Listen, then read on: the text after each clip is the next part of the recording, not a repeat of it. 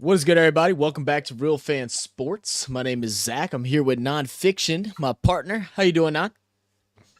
I'm good, man. How about yourself? How are you doing? Oh, I'm doing good. I'm assuming we've all heard the breaking news that came out today. If you haven't, I posted a short about it. But Non, what do we think about this three-way trade between the Bucks, the Trailblazers, and the Suns? To be honest, the team I think that won the most is actually Phoenix. Phoenix got depth. They got depth that was much needed. They didn't have it before that trade. They got some good pieces that fit in and are great role players. So I definitely think that they won the trade better than everybody else. I think that the Bucks actually hurt themselves a little bit because they got rid of two key defenders that actually helped them in their last title run. They were very important to the title run and their playoff run. I mean, granted, they do. Dame is a great player, but Dame will help Giannis in those last moments where Giannis had to make the decisions to actually try to score final points, because we've seen the last two runs of playoffs that they had issues with. Giannis in the last few minutes is not good, just not good at all. So Dame is perfect for that. And Dame is great in the last couple of minutes. That's probably when he excels the most. So that's a good thing. But I do believe that them getting rid of Grayson Allen and getting rid of the backup point guard, who both were starters for that team, they both were starters, is not really the best thing for that team. I really don't necessarily like that trade.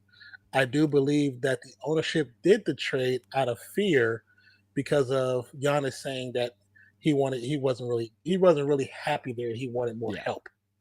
That's why I think the trade happened. Yeah, I mean, I thought it was a great trade by the Blazers. I mean, I think the Suns got what they needed to in adding some depth and stuff like that. But I think the Trailblazers were the winners to me. And again, it's like you said, it's not a knock on the Bucks and getting Dame Lillard. I mean, they went out and got the man they wanted, and they were willing to pay for it. So we'll see how it plays out. We'll definitely have a more in-depth conversation about this on next Wednesday during our This Week in Sports podcast, because it's already been said that the Trailblazers are looking to trade away Drew Holiday right away. He has an expiring contract. Right. So when I saw the trade happen initially, I was sitting there like, oh man, I said Dame and Drew in the backcourt. I'm like, this could be fun. And then I saw that it was Drew that got traded, and I was like, oh man, I feel like that's a loss. I mean, they kept Middleton, but the way that Middleton performed last year, I would have tried to get rid of him before I got rid of Drew. I understand Drew's getting a little up in age and stuff like that, but it's hard to teach good defense, and Drew has a natural instincts for defense as well as a natural leadership at that point guard position, which is, again, another reason why I'm a little confused as to why the Trailblazers are getting rid of him. I mean, expiring contract or not, I mean, that's a very, very good vet that is respected throughout the whole entire league that could help that young Trailblazers team. So, and help work with Scoot Henderson and get him some looks as well. So we'll see how it all pans out. We'll have more in-depth talk about that next week. But I do think that he probably won't be. I think by the end of maybe this week, maybe next week, he won't even be there. That's what I'm thinking too. And so we'll have a little more conversation. We'll break this thing all the way down with our guest next week. With our guest next week, that will be Carlos and PJ from the Uneducated Sports Talk. So I know that'll be a lot of fun. But what we have planned for y'all today is a tier list of the NBA. We did this last year. We're going to go ahead and do it again this year. So let me go ahead and pull that up so we can take a look at what we got. Mozzie. What up, Moz? Moz, welcome to the Pro Fan Attic. Mozzie, you're too much, man. Appreciate you for re-upping. That's much love, brother. You're crazy, man. You're crazy. Absolutely crazy. Well, and before we get into this, I know Mozzie commented back on one of our chats, but how you feeling now that y'all did not in fact get Damian Lillard, even though it was announced that the Trailblazers allowed the Heat to give one more offer before they went ahead and sealed the deal in this Bucks trade. So why did the Heat not go out and grab him, especially after they cleared so much space, losing both Vincent and Strus? It felt like they should have been willing to do whatever it took to go ahead and grab him. I think they tried, but unfortunately, the ownership of the Portland Trailblazers kept saying they weren't given enough because they practically wanted 6 or 7 players from there and draft picks. Well, because they lost Vincent and Strus, they lost a lot of their big sellers that could have made that trade work. Yeah. So definitely interesting. I say I'm disappointed, but ready to move on. Yeah, I mean it's all you can do. It's all you can do. I did hear that there is rumors of Miami trying to go and grab Drew Holiday. I've also heard there's rumors of 76ers trying to go grab Drew Holiday. And I believe the Boston Celtics as well, which I find that really interesting. But we'll see what's up with that. What up, Trader Wave said, yo, what's good? What's good, Trey? How you living, brother? Yeah, what's good, sir? All right, without further ado, let's go ahead and check out these rankings for the 2023-2024 NBA season. I don't know why I want to say 24-25. 2023-2024 NBA season. We got them ranked in 6 different categories. I can't count. We got champion, contenders, A, B, C, bright future, and then just trash. Just throw them away. I wanted to say and send it to a Thailand league. They might win the championship there, but I couldn't find a good name for a Thailand league, and it was too many letters. I was like, we'll just go with trash. That sounds fine to me. All right, first up, we're gonna go ahead and talk about the Boston Celtics. The Celtics did re-sign Jaylen Brown, which was something that we weren't sure if was going to happen or not, especially after all the talks last year and Brown expressing his discrepancies against the team and the fans. With the team. Yeah. But they do go ahead and sign him. They also signed Kristaps Porzingis, which I think was a good move. Where do we see the Boston Celtics this year? Are they back in that championship contending spot? I think with the squad that they have, they're kind of always teetering on that championship or A tier. With the money they gave to Brown, I just think that's just entirely too much money. But that's just me. And this is coming from someone that loves Brown, that thinks that Brown should be the main star and not Tatum. So like that's saying a lot. He hasn't been performing in the playoffs like they should. I mean, both of them have been kind of falling apart, you know. Well, and it makes you wonder if getting the paycheck will help boost him back into a spot where he's happy now and can start performing high. Because I felt like a lot of times when he wasn't really playing at his best was more because he just wasn't happy and less because he wasn't talented enough to do it. I mean, that definitely could be the situation for him. I mean, I hope it works out for him. You know what I'm saying? Not as far as, unless they're going against the Warriors, and I just hope they all lose. But besides that, good luck. Good luck. So, where do we have the Celtics, man? I mean, I think this team, the way they shot last year, the way they performed, regardless of how they performed in playoffs, it's like they're up there with the championship squads to me. I definitely still think they're a potential contender. I do believe that. Yeah. I definitely stand by that one. Next up, we have the 76ers. This Eastern Conference is just so dominant, but it's just dominated by a couple of teams, and then it kind of falls off a little bit after that. 76ers are trying to figure out their process again, and things just aren't working. We're still waiting to figure out what they're going to do with Harden, because we all know he wants to be gone. They did go and sign Kelly Oubre from the Charlotte Hornets. What do we think about the 76ers this year? Do you think they're going to fall off again? Yes. I was going to be straightforward. I do think they will fall off again. I do not. The process has been over for the last 2 years. That process has not been a process. It's been I don't know what you want to call it, but it's not a process anymore. Embiid, he finally got the MVP last year, and he collapsed. He literally fell apart in the playoffs. He was flopping so much he injured mid himself. games. There was like mid games where he Yeah. was just checking himself out when they were only down by like 12 points. It was like it's still early in the third. You can easily come back from that. This ain't the 80s NBA anymore. Like 12-point deficit isn't a big deficit. You know, it's really a couple of shots. And because of those things, I had 76ers really high last year. They were my favorite to win the NBA championship. But because of that falling apart, it's like I don't have them any higher than A, and there's even a part of me that wants to throw them in B, especially with Harden being gone and not knowing what's going to come from that, because Harden, it will just not play. We've seen that before. We've seen he just will sit out. So it's either they're going to, you know, they're probably not going to get anything good in return for him because teams know that he just won't play and he just wants out. So they're going to get a mediocre trade for him. And I feel like that's how it's going to go. And they're going to be back in, you know, just a crappy situation. I will agree with the B, because I don't think they're at the A just because of how they fell apart last season. For whatever reason, I just don't think they're there no more. I don't see it. I don't think the players that they have is. I think the players they have are talented, but I think there's no leadership, and because there's no leadership, there's no heart. So because there's no heart, I can't see them being a contender anymore. None. They need a true leader on that team. Sixers fans. They need a true leader on that team.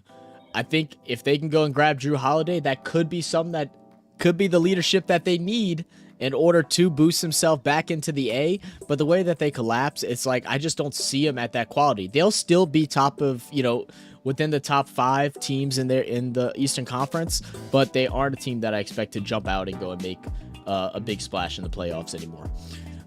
Next up, we're going to have the New York Knicks, who had some exciting moments last year, but then also had some very dull moments last year. What do we think about New York? New York is an interesting one because I think there's a lot of actual potential on this team. I'm not sure if they're missing parts because I'm not really in depth into that squad like that, but I do like what they have. Brunson with Barrett, and now Dante DiVincenzo has joined over there with his old college teammates. Josh Hart. I like the players they have. Quentin Grimes. This team kind of. I want to say it reminds me of the blue collarness of the old New York Knicks teams, just because they're kind of grungy and willing to get dirty to get the win. So I want to put them higher than we put them last year, because I think this team started to look really good towards the end of last season. They started kind of coming together, and I think that might bode well for this upcoming season. Now, do I see them at a B? I'm not sure. I really just don't know. What are your thoughts?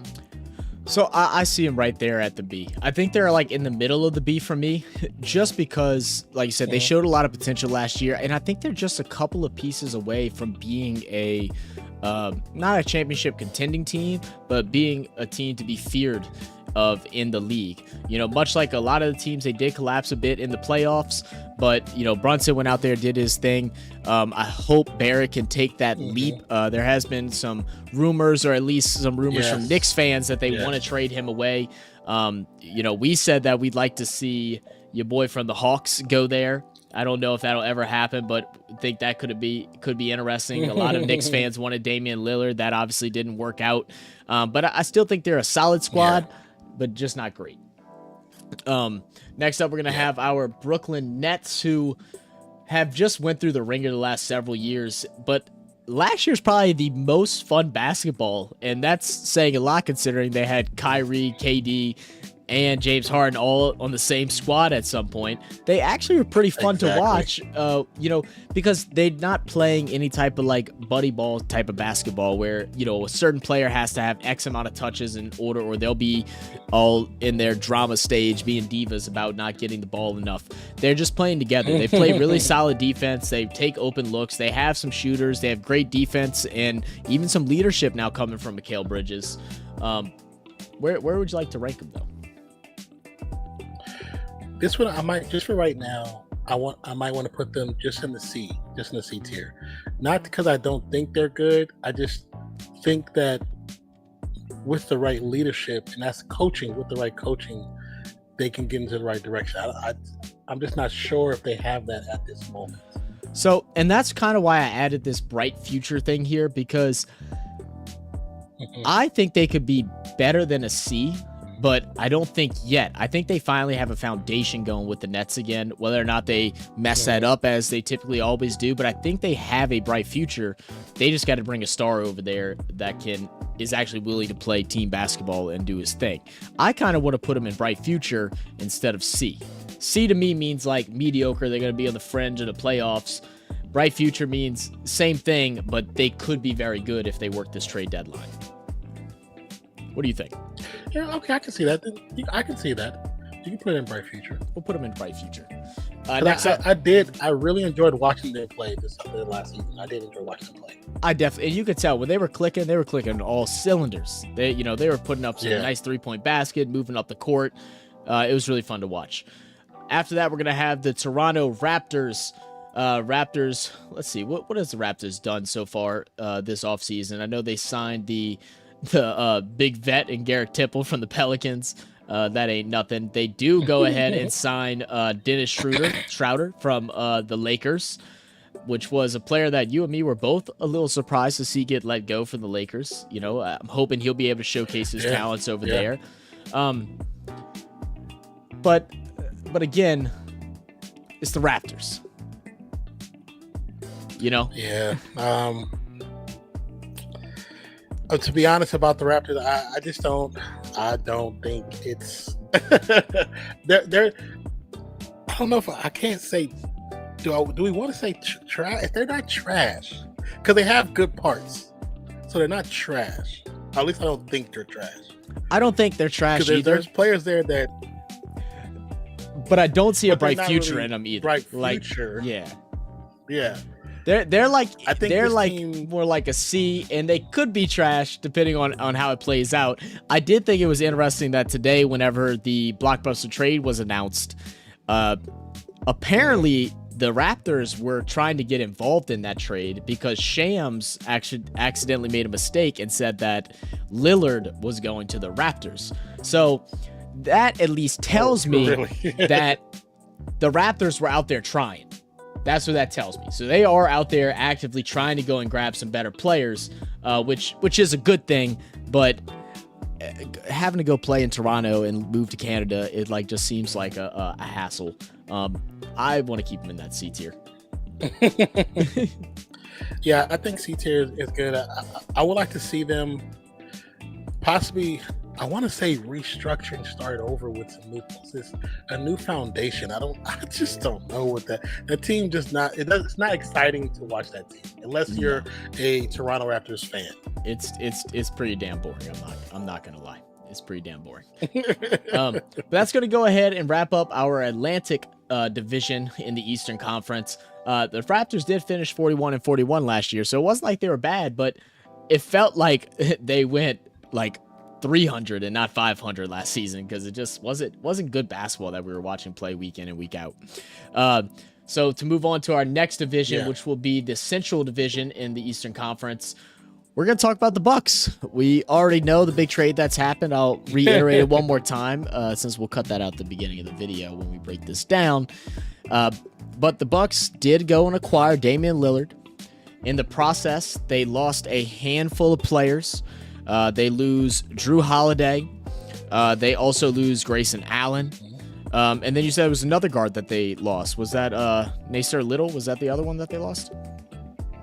No, the main two I was talking about was Grayson Allen and Drew Holiday. Oh, okay. I thought I was on the team. They were actual starters. Okay. I was like, I thought you were mentioning someone else, and I was like, wait, what? Yes, so they go ahead and they lose Drew Holiday and they lose Grayson Allen, acquire Damian Lillard. So now they're rocking with the big three: Dame Time, Greek Freak, and then they like to call him K-Mid, and that's what he is. He's definitely mid, in my opinion. What do we think of the Bucks? Okay, so again, them getting rid of they lose some some draft picks, of course, future draft picks. I think it's 24 and 28 or something like that. But the fact that they got rid of two very important and integral pieces that were part of their last actual playoff runs and finals appearance and win, I think this does set them back a little bit. Because let's be honest, Dame doesn't play defense. That's exactly what I was going to say. And he's ball dominant. He's very ball dominant, and I mean, in that team synopsis and how that team is focused, Giannis brings it down on the fast break. They do like to run fast. Middleton likes to handle the rock a lot too, because he sets up the plays for Giannis. Now, if Dame buys in fully, then he's going to have to realize that he can't be ball dominant like he was in Portland all the years he's been there. Yeah, that's why the ball has always flown to him. I think they're going to have a rough start in the beginning. Just like we've seen with a lot of these blockbuster trades, they start off very slow. Everybody buys into the hype and is ready to call them championship contenders. And then as it kind of goes by, it starts to be like, what the hell did we do? And then come near the end of the season, it's like, okay, they're clicking now. And then it's like, we won't win this year, but give us till next year. And the other thing, Damon's been hurt a lot too. So like his health at risk is a big factor. You know, the Bucks weren't a high scoring team last year. They don't live and die by a three like most of the NBA does. But now with Dame, you expect those 3-point numbers to increase. But is his offensive efficiency going to make up for Drew and Grayson's defensive efficiency? Because both of them are very, very good defenders in that backcourt. That's going to be the test to really determine how well they will be this season. I'm not ready to jump and put them at championship contenders, but I do believe they're a A-tier squad. Yeah, they're definitely an A-tier squad. Like I said, I just think them losing Drew, because Drew defensively has guarded 1 through 4. Yes, Dame doesn't do that. Dame just does not do that. Dame barely guards 1. Yeah, barely guards 1. So I think that's going to hurt them. They're going to have to pick some other pieces up out there for sure. They have to pick somebody up to cover up Dame's mistakes. Yes. Going on from them. You put him in A? I'll rock with A.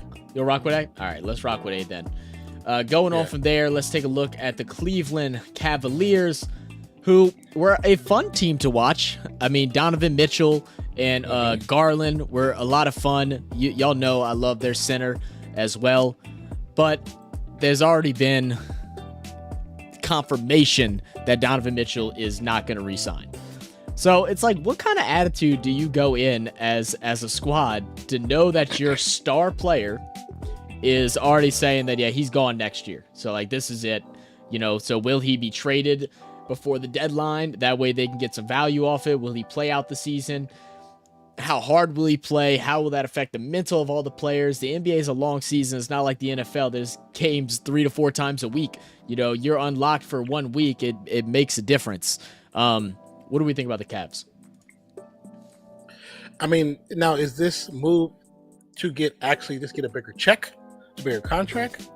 Because he's just not. I don't think he doesn't like to live in Cleveland. I think that's what it is. I don't think he wants to live in Cleveland. But this is the best situation for him. Oh, by far. Where are you gonna go? By far, Donovan Mitchell has looked like an absolute stud out there. And he has a lot of young people. I really like LeVert. They have up-and-coming players that just either need to work on certain elements in their game or put on a little bit of size, and then they can be really competent and be a really good team. But people just don't want to play in Ohio, I guess, which is, I get it, but also sad. Jarrett Allen, who is a defensive force. He's a defensive force. Sharif Cooper is nice at the point guard position, the backup point guard position. Darius Garland is a future superstar. I mean, they actually picked up some pieces from the Warriors summer league, and I'm like, y'all have some good pieces that are depth pieces. Why would you want to leave from there? I don't know either. As far as ranking go, I mean, if I didn't know all the information that I do, I'd want to put them at a B-tier team. I think they're definitely better than the Raptors and will be better than the Raptors, but I also just wonder where their head's going to be at. And if this were ranking by how many wins that they're going to have, I think it's going to be closer to the Raptors than it will be to the Knicks. Because of that reason. I don't know. What do you think? I don't know if it's going to be closer to the Raptors. I think they're definitely better than the Raptors. Okay. I think they're like definitely I better can see than the them Raptors as having a well. better record, and I can definitely see them having even a better record than the Knicks. To be honest, even though he's one to leave, that doesn't mean he's going to play bad because he now this season, if he's going to actually leave, this season's for him to sell himself. So he's going to play to his highest potential because he's trying to get paid. Well, they finished 51-31 last year, which was a really good record, 622%. We'll see what they do this year. We'll go ahead and throw them at the B, and we'll move on to the Chicago Bulls, who just can't catch a dang break, man. I mean, Lonzo just looking more and more like he'll never play basketball again. Unfortunate, and he has been a big missing piece for their team in order to maybe not make them like, big contenders or major competition, but at least be a force to reckon with. I mean, they made it to the play-in, and I don't even know if you could say they deserve to be in the play-in. What do we think about them going into this year? Hey, if it wasn't for DeMar DeRozan's daughter, that situation probably wouldn't worked out for them. She was a big part of that win more than almost most of the players. I do feel bad for Lonzo Ball. I do think that's another team that has some quality players that, if Chicago wanted to, they can start with a kind of quasi restructure to get some money back, but also some younger players. And just kind of build from there. You still got DeRozan. DeRozan can still be a leader. Torrey Craig can still be a leader. Alex Caruso is still a leader. Andre Drummond, who's somebody I like that potentially gets overshadowed because he's not on the right teams most of the time. I just think as far as where they go on the tier list, because of where they're at in the state of Chicago, I mean, I don't mean like the physical state. I just mean like like metaphysical, like the state of Chicago. Team levels. I don't think they're a C. I don't think they're a C, to be honest. You don't think they're a C? I don't think they're a B. I agree. I don't think they're a C. I don't think they're a bright future just because it doesn't seem like they're making all the right moves. Like you said, I mean, they signed Torrey Craig, which I guess is good, but they're not a team that if I'm a up and coming player that I'm like, oh yeah, I want to go play for Chicago. Like that's not what I'm seeing right now. It's like I'm leaning in between trash and C, to be honest. You're thinking B? I'm not thinking B. I just think I think a 5-game series, I think they can beat Toronto. That's like okay. That's what I'm saying. Like it's kind of hard to put them on the same level as Toronto. We'll put them at high C above Toronto right now. Then we'll do that. I'm cool with that. I'm cool with that. All right, moving on. Next, we're going to have our Indiana Pacers. Indiana Pacers finished 35-47 last year. This has been a team that I've always just not known a whole lot about. So any Indiana Pacers fans that are watching this, just know, please correct me and let me know where I'm going wrong. They did get Obi Toppin from the Knicks. They did sign Bruce Brown, which me and Non both agreed was a great grab by them. We're not even quite sure why Bruce Brown left. We know he got his championship, but he should have stayed with the Nuggets because he fit in perfectly with that squad. And then they re-signed Halliburton, which is also really good.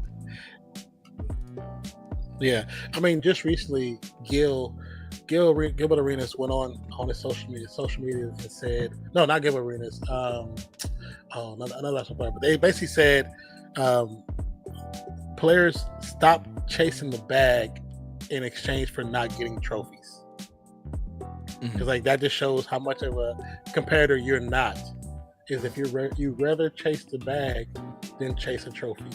And I'm like, I kind of agree with what he's saying because Bruce Brown, you went to the Pacers for the bag, but you're on a championship team. I mean, you'll be lucky to ever sniff the playoffs within the next half a decade. You'll be lucky to. That's really what it boils down to. And I saw that argument too. And some people were like, "Oh yeah, no, I'm getting if it's 70 mil or 150 mil, but 70 mil, I have more of a chance to get a championship.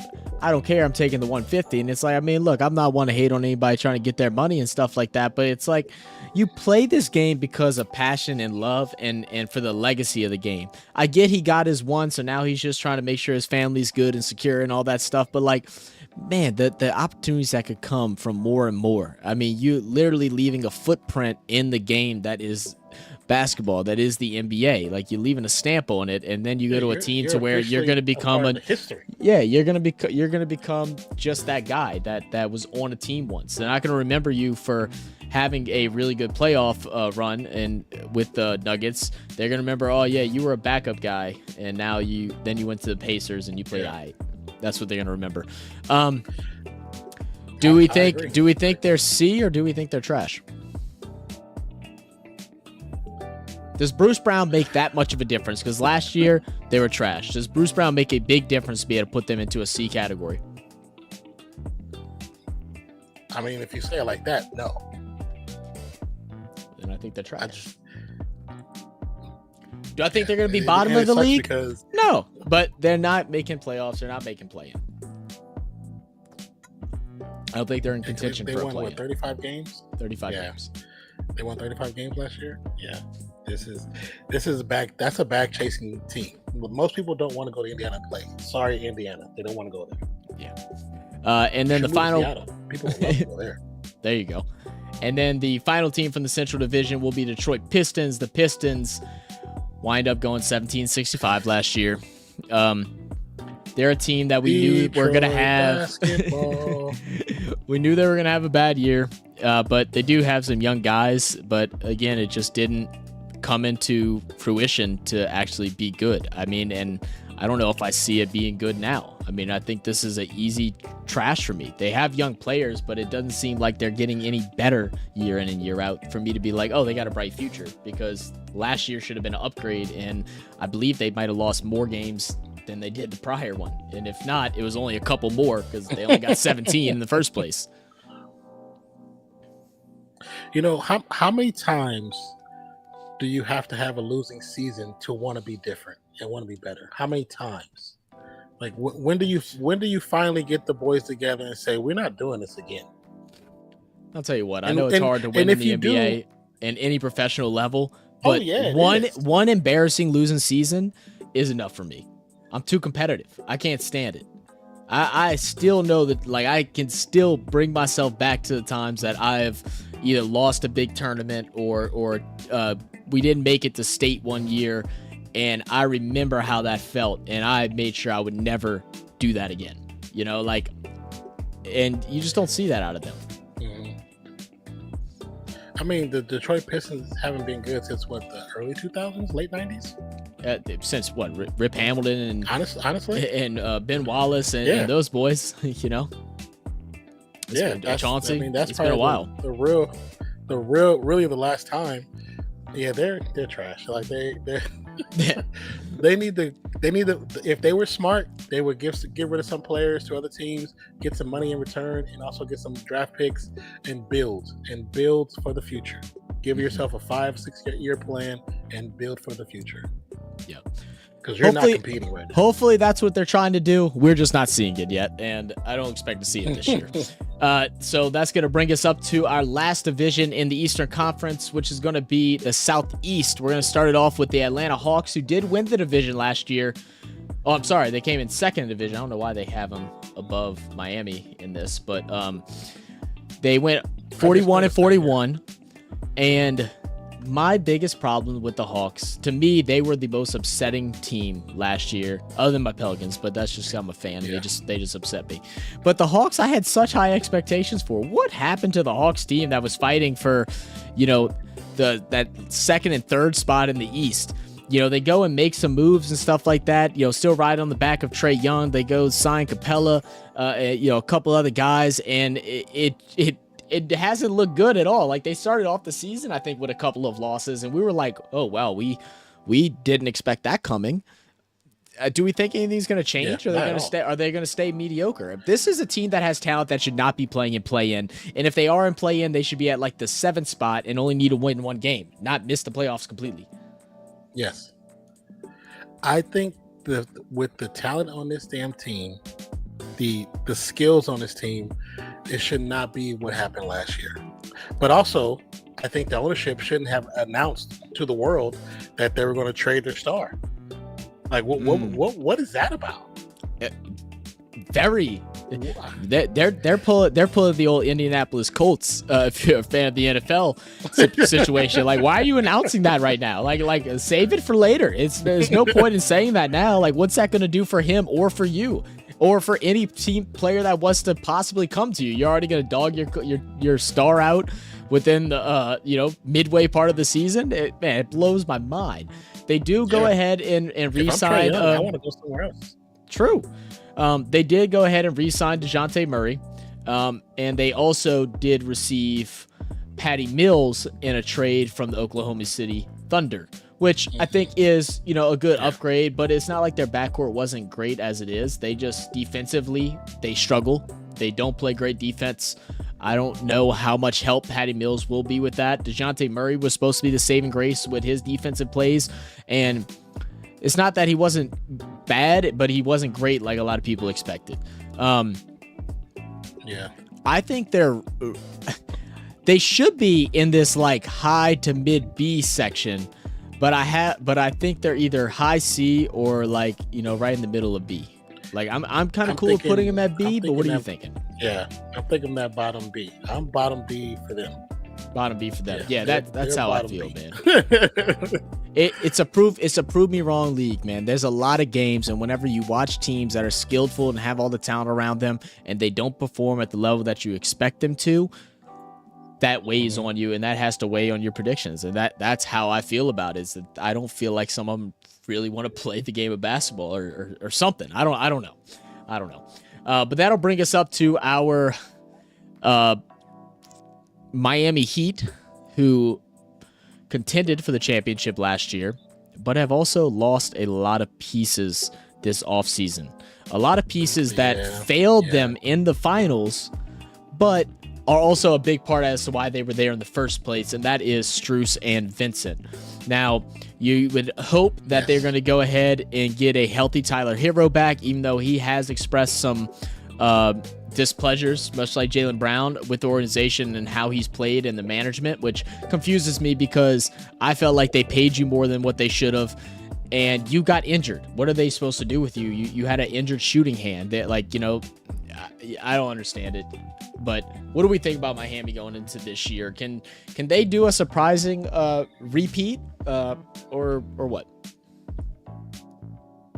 I mean, with being the fact that they're in the East, yes, because the East is weak. It's weak. So you can be the Miami Heat and still get to the playoffs. You can do that.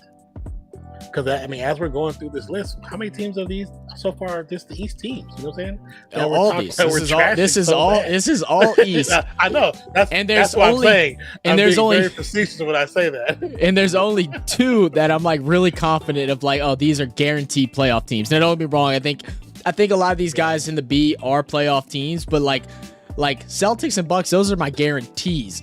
Really, all the rest, I can see the Nets slipping in there somehow. I can see the Raptors suddenly getting good. I can see the Bulls suddenly getting healthy, and, taking out the Hawks or taking off the Cavs. Like, it's not very competitive. And when you say that, it's like, well, one, Miami is coached very well. They're probably, he probably had the second best coach in the league right now. I still love Greg Popovich. Until he retires. Eric Spoelstra is damn good. They're a very well-run organization, and they compete. And for that reason, it's like, I don't think talent-wise they're at the A, but I made this mistake last year, and I could be right. I think they're at the highest of B when it comes to this. What do you think?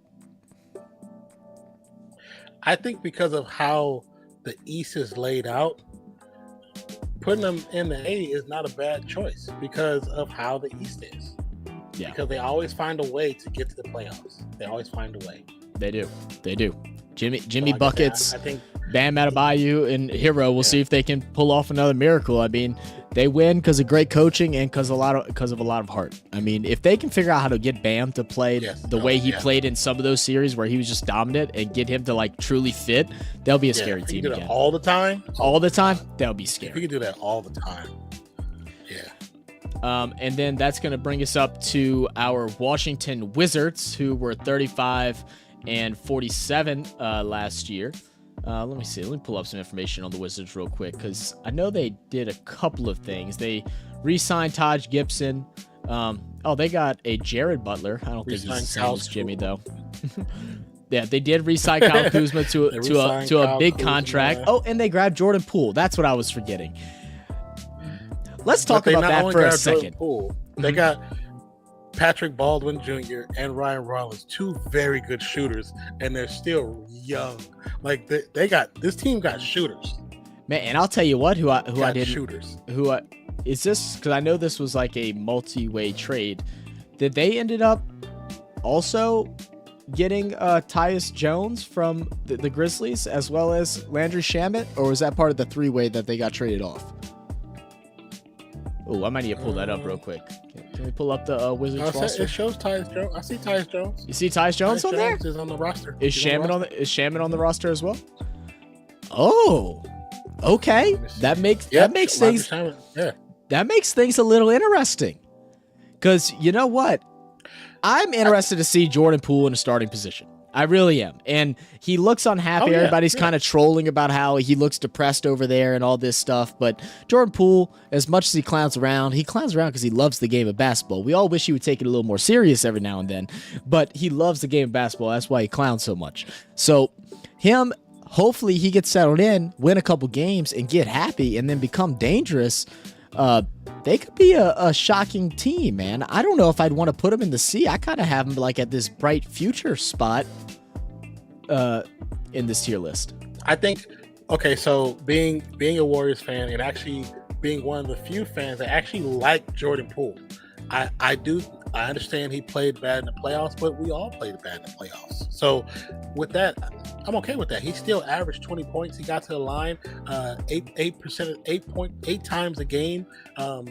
He is very mischievous with his ball handling. He knows how to play the game. Like he learned behind good people. It sucks when you're that talented and you're behind a Hall of Famer.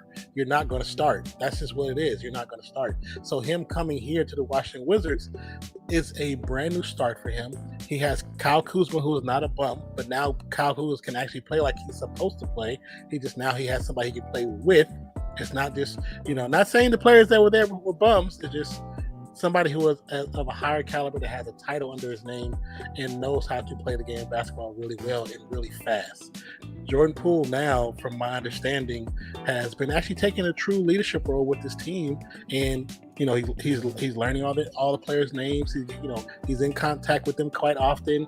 He paid for them to fly out to Los Angeles, all the players, so they can have a tryout or workouts together. Like, he's really becoming the leader. A leader that this team needs. Not saying Kyle Kuzma is not a leader for this team, but being that he's coming in with the big bag, he needs to be that role and be that leader. I think if he plays to the potential that I think he can, Jordan Poole's going to average 26 to 27 points a game. I guarantee you that. Oh, that's a big guarantee. I like it though. I will make sure, based off of what you said, I will play the overs on Jordan Poole every week. And then the last person to wrap up the Eastern Conference and to wrap up the Southeast, we have two more teams. We have the Orlando Magic, who finished off 34-48 last year. And this is a team that last year we thought weren't going to be nowhere near as good as what the Pistons were. And they actually had a lot of good games. They won against some opponents that we didn't expect them to. Their draft pick last year in goodness, why am I forgetting his name now? Paolo Banchero. Yes, and Paolo Banchero, he is looking like a stud. The dude is lengthy, he is strong, he's a good shooter, he's a good finisher at the rack. He's still young, he's going to play some good defense. This team has a bright future. And I'd almost put them above all of the people that are on this list so far. I think the Orlando Magic could make a couple moves and be a contending team within the next couple of years, because they are, unlike the Detroit Pistons, are moving in an upwards trajectory, getting more and more wins each season as this young core develops. The benefit of them being in the East, this team could make the playoffs this season. This team as structured right now can make the playoffs this season. Because of how the East is. I think so too. Yeah. And that'll bring us to our last team, which is the Charlotte Hornets. They were riddled with a bunch of injuries. They go ahead and I don't remember the guy's name, but I've been seeing him all over Twitter and Instagram lately. Their rookie that they just picked up in the draft, who apparently is having some issues, not showing up to voluntary practices and all kind of things like that, and has now been deemed talks. Brandon Miller? No, not Brandon Miller. It's another guy. I think it was the second guy. I can look it up real quick. That way. Yeah, Nick Smith Jr. Second round, Kobe Jones. Yes, I think that's who it is. Mohamed Gee. Kobe Jones. I think it's Kobe Jones. Xavier. Let me check. Oh, How no. you spell his Let me see. first No, name? second round. He was Colby. This one, I think he got traded. He got traded to the Kings. I thought it was like Raj or Taj something. Let me check. But see the name. I see this one is Mohamed Gee. Kai. That's what it is. Kai Jones. I'm not sure if this is his. Oh, he must have been. Okay. Yes. Okay, so he's not a rookie. It's his third year. Okay, so I got that mixed up. So he was drafted in 2021, and he has just not shown up to voluntary practices. And there is now doubts that he will actually be on the team. Instead of coming to practices, he's been posting videos on TikTok and on social media. And this goes back to the topic that we talk about over and over again on this channel, especially during lives and during some of our podcasts, of just how social media is destroying sports in a very unfortunate way. But Charlotte Hornets, man, I mean, they're just trash, man. I mean, you know, you'd like to say they have a bright future because of LaMelo Ball. I think he's a very special talent. He's starting to become injury prone, just like his brother. They are having all kind of incidents with players, with arrests. Now this thing with Jones and some other things. I don't see Charlotte Hornets getting out of the woodworks for a little bit. What do you think? Yeah, they're going to be exciting in certain nights, but as far as them being a competitor for the playoffs, I just don't know, man. I don't see it. There's some good young players on that team, but cohesively, I don't see it. And I think trash is probably a good place for them. Yeah, I agree. I might put them above the Detroit Pistons, but I think that's about it. So looking at our Eastern Conference right now, we got the Celtics as contenders in the A rank, Milwaukee Bucks and Miami Heat. In the B, 76ers, who are a fringe A team depending on what happens with James Harden. Then Knicks, Cavs, Hawks. C, Chicago, and the Raptors. And then we got a couple of teams with some bright future. I'm definitely excited to see how those younger teams excel and to make the Eastern Conference just overall better. I think their top three teams, at least last year especially, were some of the best in the NBA, but I don't think we're going to see as much of that this year as we saw last year. Yeah, I agree with you. I think you're right on point with that one. So that's going to go ahead and bring us up to the Denver Nuggets. Oh, you know what? Okay, never mind. I don't know what I was looking at just now. Okay, so that's going to go ahead and bring us to the Western Conference. We're going to check out the Northwest Division, the reigning champions, Denver Nuggets. So they lost Bruce Brown. And did they lose anybody else? I'm not sure if they did. Mm-hmm. Who else? Did they lose anybody else? I think, let me see. They re-signed DeAndre Jordan. They signed Jay Huff. Re-signed Reggie Jackson. Key to a two-way, which was a smart move. I don't think they really lost too many pieces. I don't believe so. But I do believe that them losing Bruce Brown was a hit to the jugular. Like they needed Bruce Brown in some of those games. Some of those games they needed him. Yeah, they needed him. They still have a quality squad, but they still needed him. Yeah, I mean, they needed him at certain moments, but I think that they have other players that can step in, and one being a player that we didn't get to see a whole lot of that you and me wish we really did, which was Reggie Jackson. You know, I like to see him kind of step into that play, as well as Christian Brown that went crazy in the finals defensively. I think he had like 3 blocks one game or something like that. It was wild. Yeah. I mean, Denver's. Appreciate the sub. Meter Fatty Zeno. 3 meter Fatty Zeno. That's crazy. Okay. 3 meter fatty. That's a hell of a name. Well, thanks for subscribing. Anyway, back to what I was saying. But I think Denver Nuggets are still championship contenders. I mean, this team, they just played so 100%. stout last year. Jokic looking thin again. He got his championship, and then he went back home, raced his horses, and won a championship with that too. All this dude does is win, apparently. And you know, he's winning on his side job and his main job. His main job is riding or racing horses, by the way. You know, the dude's a winner. Can you tell me why he? Can you tell me why he was more excited though when the horse races won instead of the NBA championship? He loves his horses. He's already said ecstatic. it. He's already said it. You know, he was ecstatic when they won. The NBA is a job for him. That he treats the NBA like the NBA is his 9 to 5. The NBA is his 9 to 5. Yeah, 100%. But this team's going to be good again this year. I was cracking up that. As much as I don't want to say it, but they're going to be good again this year. And I say I don't want to say it just because I've always been a hater of Jokic, but I did gain a whole lot, and I think Nan can agree with this, whole lot of respect for him last year, because there was moments in prior years where I was like, I just don't see the hype.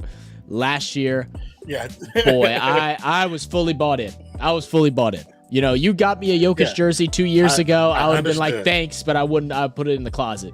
You'd have got me one last year. I might have rocked it during a couple of games. Like, he was definitely fun to watch. He played with a lot of heart out there. Yeah, he really did. Some of those shots was amazing. I don't know how he made some of those shots. I don't know either. That'll bring us up to our next team, which is going to be the Minnesota Timberwolves.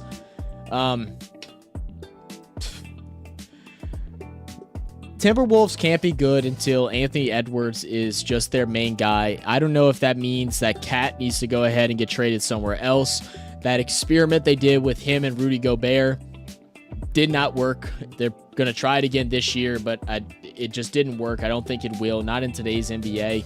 I get you got him because you're hoping to be able to defend the likes of Jokic and such, but Anthony Edwards is the star, and he needs to be treated as such.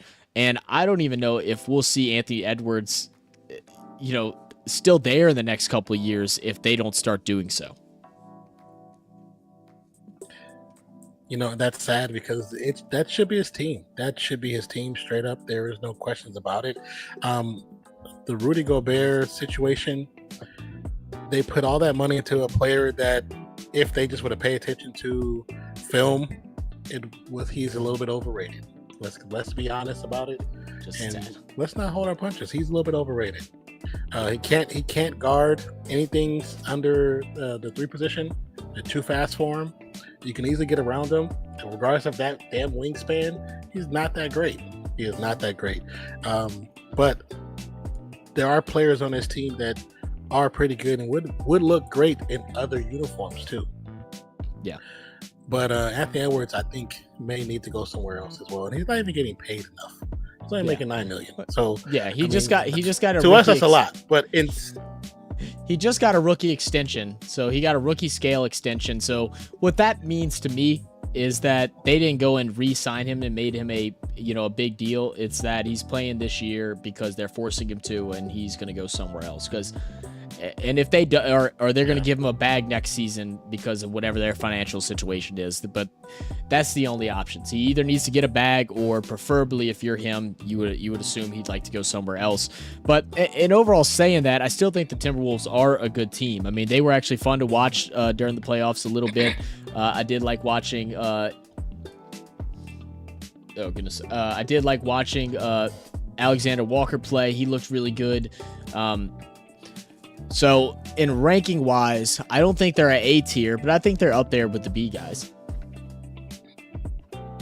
Yeah, I can put them on B because they did get the play in. So I can give them that as well. I'd probably put them with to kind of tied with the Falcons. The Hawks almost, because their situations are very similar. Where they got players that, what are you there for? If you're not going to play, if you're not going to be reliable, what are you really there for? What do you really think? And Cat needs to understand that he's a role player now. He is not the star. He's a role player. Yeah. Take that second place spot and then watch this team excel. Let the ball go through Anthony Edwards and then let Cat be a spot up shooter or get down the low post, have him work on some other elements of his game, play some defense, get some boards, and they could be a solid squad. But they've got to change their mindset in order for them to be great.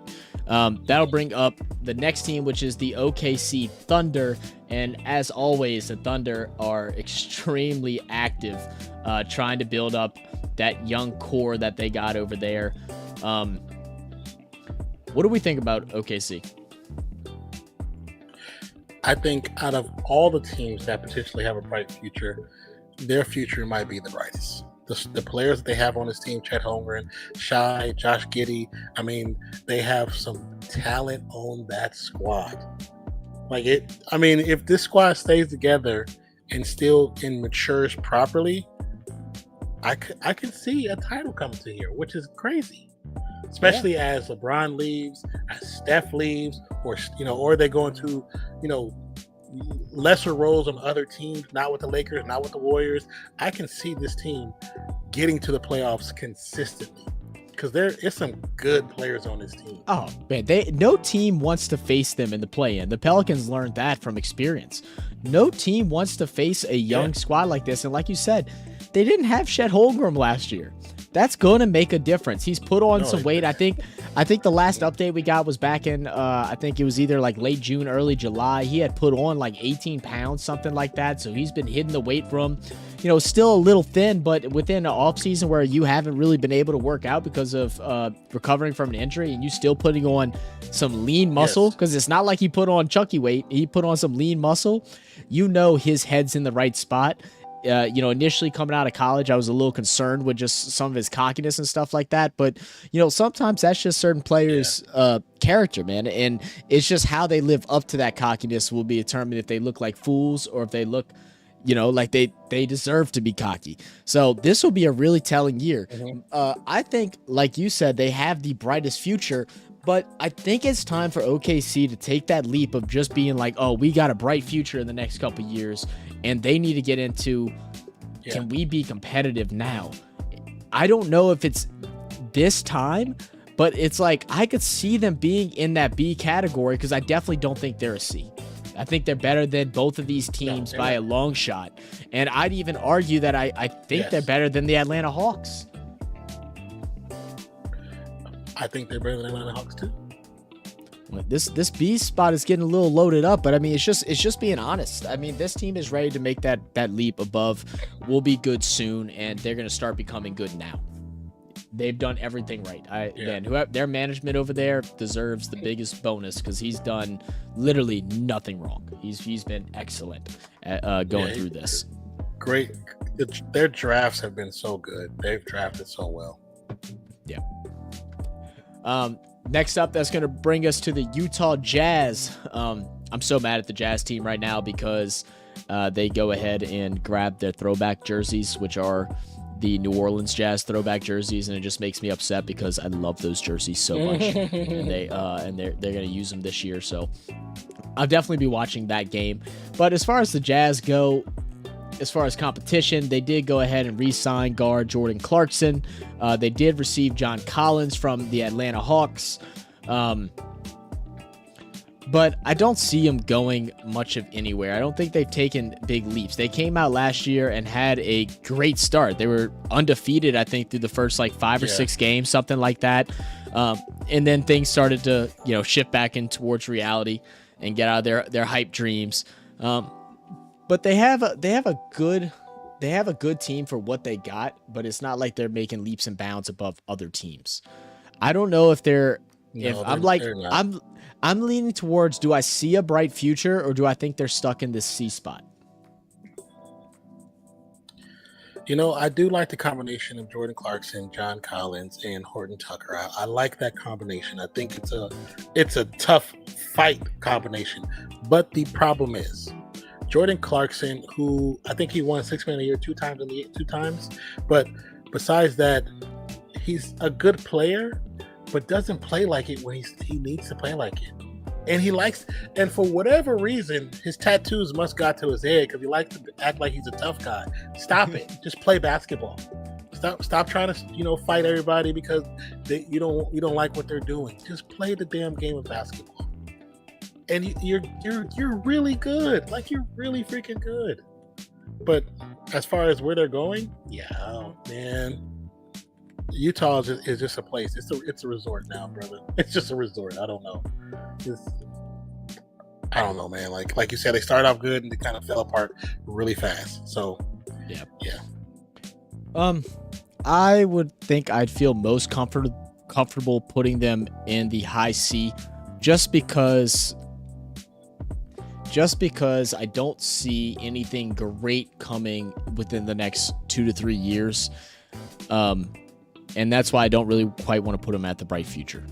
I think their team's solid. I think they could make a push for the play-in, possibly, and such, especially if they come out swinging like they did last year. But, overall, they have their struggles, and they definitely have their weaknesses that I don't think is going to get fixed anytime soon. Mm-hmm. No, not anytime soon. So I'm with you with the C. I think they should be at the top of the C chart. I'm okay with that.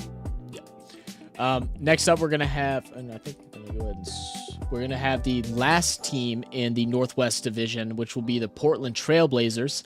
Last year, they finished 33-49. They got a lot of young players. They went ahead and grabbed Scoot Henderson, which some people argue might be better than Wembanyama, which, I don't know. Wembanyama is just such a freak athlete. We'll see how his play transitions into the NBA. But Scoot Henderson, from a lot of things I've seen, he looks like he's NBA ready now. I know he did suffer a minor injury in the summer league, so I'm not sure what his status is, when he'll be back, if he'll be back game one, if he'll miss a little bit. But I think he's a great young talent, and I'm still interested to see what more Portland is going to do after their trade with the Bucks and the Suns.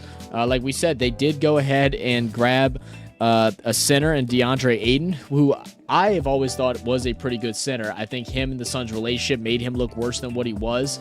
He played lazy at moments. I think he hated it, which is not a quality you want from any player in the league, just being grumpy because you're not happy and playing bad. But DeAndre Ayton is still a good center. People that want to say he's trash, it's like don't be a hater. He's not trash. What do we think about the Trailblazers? Trailblazers do have some great youth that they're kind of cultivating to build something. Their time is not now. Their time is in a few years from now. But they can win some games. There is some young talent there. Like you said, Scoop being there is a great player. I'm not sure, as far, like you said, as far as the injury. I do believe that because Drew Holiday is on a expiring contract, that they will be trading him within the next week or two. I do believe that's going to happen. There's multiple places that you talked about. I do know that, well, I don't know, but I do believe that one place may be an interesting fit for him is a potential trade for the Warriors. The Warriors, especially now with the issue, not necessarily quote unquote issue with Chris Paul and the I've never come off the bench position. I take as Drew Holiday over Chris Paul, because I know I'm getting a player that knows how to be a role player, a really good point guard, a great backup point guard, and a defender. He would be the second best defender on that team. Drew Holiday is a guy that is respected. When I say respected, I know I throw that word around, but he is respected by literally everyone in the NBA.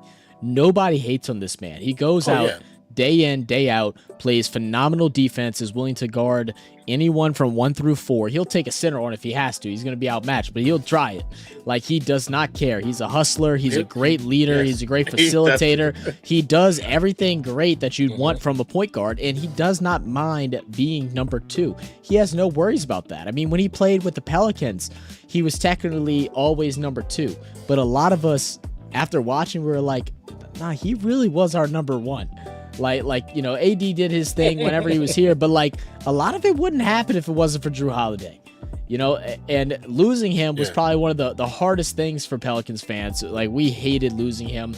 We're hoping that we're going to go try and grab him. I don't think it happens, but I think Portland has a really, really bright future. I think they probably have the highest, if not just below the Magic as far as that goes. I don't think they're going to go ahead and, do anything crazy this year, but I think we'll see some continued success with some of their younger players, and depending on how they work out Drew Holiday, what they grab for them, they're going to set themselves up for success, hopefully in the next couple of years. Their biggest thing is just holding players, because you're not going to find guys like Dame that are willing to play for a team in Portland for that long and not be competitive or just always be at the fringe of competition. They got to do some big things to get these young studs to stay. Oh yeah, but I mean, I also think that the reason why they're going to get rid of them, they have so many shooting guards that can transfer to the point guard position. They don't need them. They don't necessarily need him. And I think they're going to use him for trade bait. That's why they got him for trade bait. Oh, well, they've already came out and said. They said they immediately. They said they were immediately looking to flip him immediately. So I would expect something happens probably before next Wednesday, if I had to assume. Because again, this trade was supposed to be a 4-way trade. I think they wanted to. There were still discussions with what team they wanted to make this 4-way trade with, so they went ahead and got this one done, and then going to ship them off once those final marks are finished up. But that's going to bring us into our next division, which is the Pacific Division in the Western Conference, probably the most exciting division in the Western Conference. All 5 of these teams are very strong competitors for the playoffs. We've gotten the Sacramento Kings, who had probably the best upgrade in several years. I mean, how long had it been since they went to the playoffs? Like, I know it was forever. They brought their Light the Beam celebration. It's been a minute, and they were looking dangerous, very, very dangerous. What do we think about the Sacramento Kings? Can they repeat what they did last year? Can they be better than they did last year? I think they could. I think they could. Adding JaVale McGee, I think people scoff at that move, but that's actually a really good move. I wanted JaVale McGee to come to the Warriors. JaVale McGee is a dog. He plays hard. The man has asthma and will almost finish himself off to play the game of basketball just for the team. He's a great player. He's a great energy, great locker room player, great veteran now for this team. This is a good team. It's a good team. I do think that at sometimes the Harrison Barnes situation does hurt them, because he does fall apart at some big moments, as we've seen in last year's playoffs. Yeah. So some of those games they would have won if he would have showed up at certain points. I still think they're a playoff team. Do I think they're a championship contender team right now? I don't know, because they're, especially in the West, I don't think so. But they are a definitely playoff team. I think everybody in this division in particular has really beefed their team up, and that's going to make things a little bit tougher. I mean, they're going to face all these teams 4 times. They really rely on great offense. Their defense definitely needs to improve. They have to be able to continue to move and play with pace throughout a very long season. And there's a big difference, and we saw that last year. There's a big difference between regular season basketball and then playoff basketball. And that's where the Kings didn't look bad, but they looked more normal, whereas during the regular season, they looked, super. I don't want to put them at a championship contender. I am kind of leaning towards high B, just because regular season, they're guaranteed A's in my opinion, but I think they're really high B because I need to see how they react in the playoffs this year. What do you think? Do you want to put them at A, or do you think they're more of a B? Because of how their playoff season ended, I do agree with the B, but actually at the top of the B tier. Because 100%. I do think they're better than those teams that's behind them. They're right on the fringe of the A for me. Right on the fringe.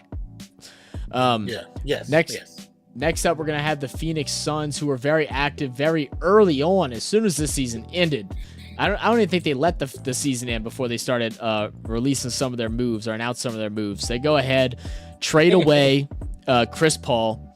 They go ahead and grab Bradley Beal from the Wizards. They moved a couple of other bench players. They lost Torrey Craig, obviously. They went ahead and signed Drew Eubanks. They also got some good picks and some good players, including Nurkic from the They signed Phoenix. Bol too. Yeah, they signed Bol too. Great pickup. Yeah. And they get Grayson Allen some more depth pieces and some defensive depth pieces, which was something that we wanted to see them add. Do we think Phoenix Suns are championship contenders now without Paul, or more now without Paul than they were with Paul last year? If we did this stream before this trade, I would say they're top tier A. They're better than the other two teams in the A. But now with the depth of this team that they just added in this single trade, I think they are championship contenders. I think so too. Because they didn't have depth. I think so now too. They have defensive depth. And I'll tell you, dangerous. The one thing that I was most excited seeing once they finally started gelling together, Devin Booker and KD, was how they actually played off of each other. Oh yeah. There really wasn't a whole lot of like I need the ball now. We actually saw AD have a couple triple-double games. He was going out there grabbing boards. He was making assists. Like, he even came out and said, "This is Booker's team. Like I came here." Like, that's not something we normally hear KD say when he comes and signs with a new team. And it's honestly weird seeing a humble KD. You know, we've watched Devin Booker build this team and be a main reason why so many players have want to come to this team in the first place. You know, so to see KD give his flowers towards Booker and willing to kind of, you know, still be up there. They're 1-1 together, but to know when to take a step down and let Booker just be activated is going to benefit them crazily in this upcoming season. And I think they will be a lot better than what they were last year. I mean, like I said, all the pieces they picked up in the last couple of months, most of those players are two-way players. Yeah. They just didn't have that before. Now, like, when you bring on so many defensive players, when your stars can sit and rest, they might not score a lot of points, but they're not going to let everybody run wild on them either. So that's a plus. You can't knock that. That's game planning, and this team looks a lot better. I still have a slight question mark over the Bradley Beal, because I want to see what kind of role they give him. What his role is going to be. Yeah, I want to see how he takes this role too. He does, but he's always had to. I mean, especially ever since John Wall left. You know, and so it definitely will be interesting to see how he fits. But different from last year, they have a whole offseason to figure it out. So we'll definitely see how that plays. That'll bring us up. Teach your old dog new tricks. That's the question. That is the question. So that's going to bring us up to our next team, which is the Los Angeles Clippers. They went 44-38 last year. The biggest thing with this team is how healthy and how many games are they willing to play in Paul George and Kawhi Leonard. I mean, the NBA has already made a rule basically surrounding this team about how they have to play X amount of games in order to qualify for like all NBA first team, second teams, defensive player of the year, MVP of the year, awards, and all this stuff. Yeah, seasonal awards. I believe all-stars as well. They have to play a certain amount of games. So we'll see if they actually care about those things. I don't feel like Kawhi does, but I feel like Paul George is enough competitor to where he will. I mean, when they're both healthy, this should be a top team in the league, but it doesn't. But either they're not healthy or they're just not willing to play, and it always falls through. What do you think? I mean, the rule also does not allow two stars, which means if they were in the All-Star game within the last 3 seasons, I believe, in the last 3 seasons, they can't sit at the same time. Yeah. So that's going to affect multiple teams, not just this one. But it's weird to see how talented Kawhi is, and then how he can just not be a part of the team. And I don't even know what his injury is. I can't even tell you. I forgot. We've talked about it before during the season, but that was so long ago. I think it's hamstring. It's like you said. I think it's hamstring. I mean, I don't know how long it should take him to heal that situation. Well, I know hamstring can be a lingering injury and that it does need a lot of time to heal, but it's like it's just never healed. So is his hamstring just that bummy, and it's like it can snap at any second, and like that's why he has to do it? or is he just playing safe to protect his body? Which, I mean, like, again, I can respect it. But I mean, when you have a team that it has been trying to be championship ready now, and then you have these moments, it affects you, man. It's hard to watch. Oh yeah, they're building an arena. Yeah. Like Yeah. you're part of a team that's an owner is building an arena for you to win in, to win now, not in 2 years and 3 years, to win now. And this team definitely has a lot of great pieces, and they are a playoff team. Mm-hmm. They definitely are a playoff team. Like I said, the record was 44-38. They can still match what they did last season. They are a playoff team. Now, as far as here, it's the health is the question. Like, will they be healthy enough to be in the run for playoffs? And if they get there, can they sustain? Because they are healthy or they aren't healthy. The reason I think they didn't go nowhere last playoffs because they were too many injuries. Yeah. Well, throughout the offseason, they went ahead, re-signed forward Mason Plumlee. They went ahead, waived Eric Gordon, but they did re-sign Russell Westbrook and received Kenyon Martin in a trade from the Houston Rockets, which I think is a great move. I did like watching Kenyon Martin Jr. play last year. I think this will be a good fit for them. It's like I want to put him at A, just like how we did last year, and like this B is getting cluttered, but like I just don't know if I see him as an A tier league, as an A tier team. You know, just because there's no consistency out of it. Like I wish there was. That way I could be like, no, this is a team. Like this is a team to you better watch out whenever you see them on your schedule. But you just never know. So I agree with what you're saying. I want to put them on the A, but they're fringe close, really teetering towards B, but put them on the back of the A. Because we're going through some more teams. They're going to be some more players, some more teams in front of them right now. So they're going to be at the bottom of that list. Yeah. Yeah, because I mean, and like a part of me looking at this makes me say that I think Kings are better than Clippers, and I want to put the Clippers ahead of the Kings ahead of the Clippers, and switch them out. I don't know what you think about that.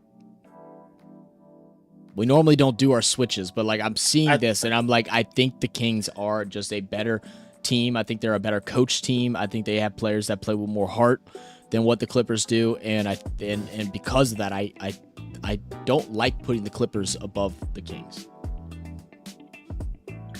I understand what you're saying, but I disagree in the fact that the veteran players for the Clippers is better suited for the A with the players that they have than for the youth of the Kings. I think Kings are top tier B on the fringe A, and Clippers are bottom tier A, fringe B. Mm-hmm. That's what I think. Okay. All right. Well, cool. We'll roll with it. So Clippers can easily fall into B. Yeah. Yeah. Easily. So let's go ahead on to the next one. Your Golden State Warriors, and you know what? I'm gonna let you go ahead and tell me what you think of the Warriors and give them a ranking, man. Let me know what's going on over there. Well, so everybody know the addition of Chris Paul, but we also added Usman Garuba to a two-way contract. We picked up Rudy Gay to a two-way contract today. They re-signed Lester Quinones to a two-way contract, who showed out in Summer League. But we did some of those games, and then also picking up Dario Saric, who actually played really well on OKC, especially when Chris Paul was there. That was a great combination, and he was somebody who is a nice big. I believe he's like, I want to say 6'8", big, but he actually plays really good. Great defender. Actually does shoot the three occasionally.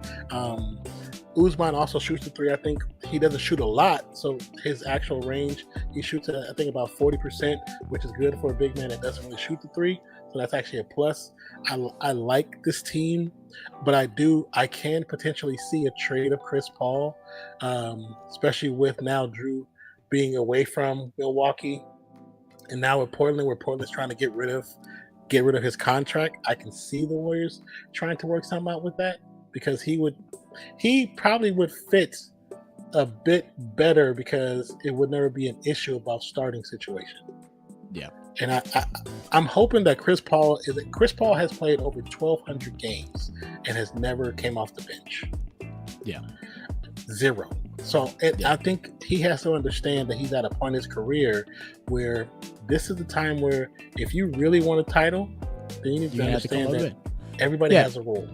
Yeah. He has to get to a point where, like you said, Chris Paul has been very good throughout his career, regardless of the hate that you have towards him or the trash talk that we talk. I respect him because I've grew up watching Chris Paul. He's one of my favorite players, played for the Hornets and everything. But, there comes a time and a place where if you want to go ahead and get yourself guaranteed starts and go and play with teams that absolutely need you in guaranteed starting roles that are probably going to be lesser teams. You know what I mean?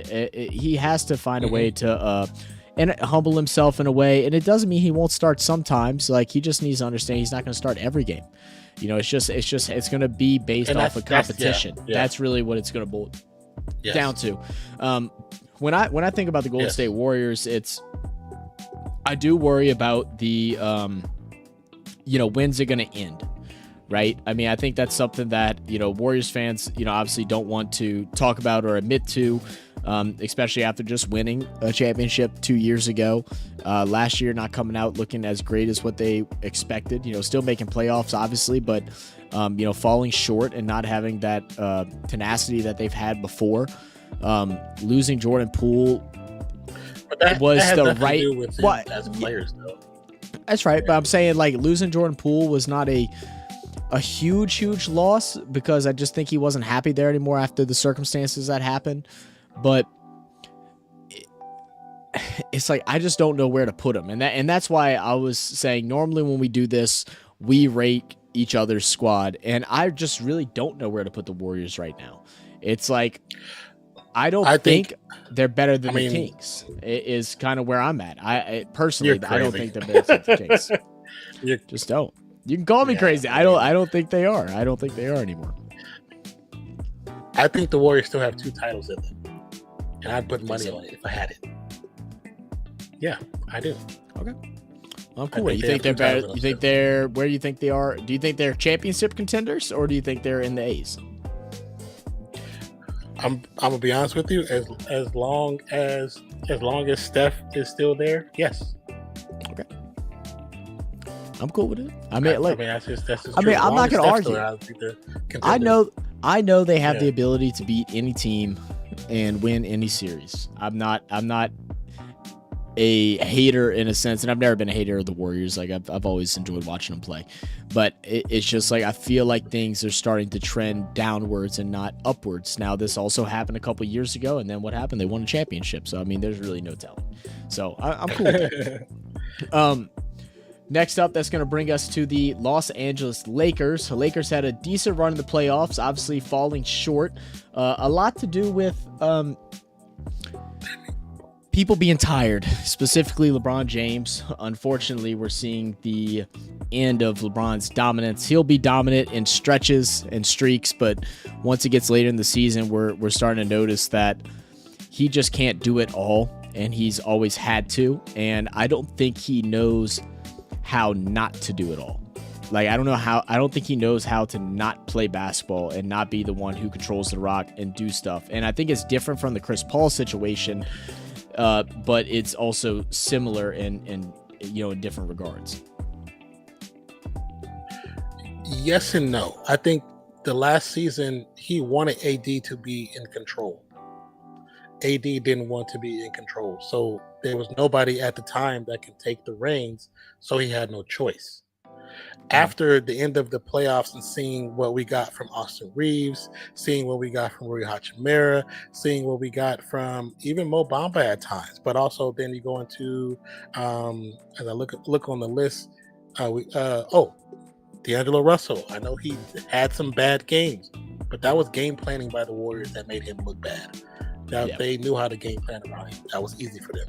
But I think Jackson Hayes being there. I think, like I said, Gabe Vincent being there. If LeBron can just be basic LeBron, they're still a title contender.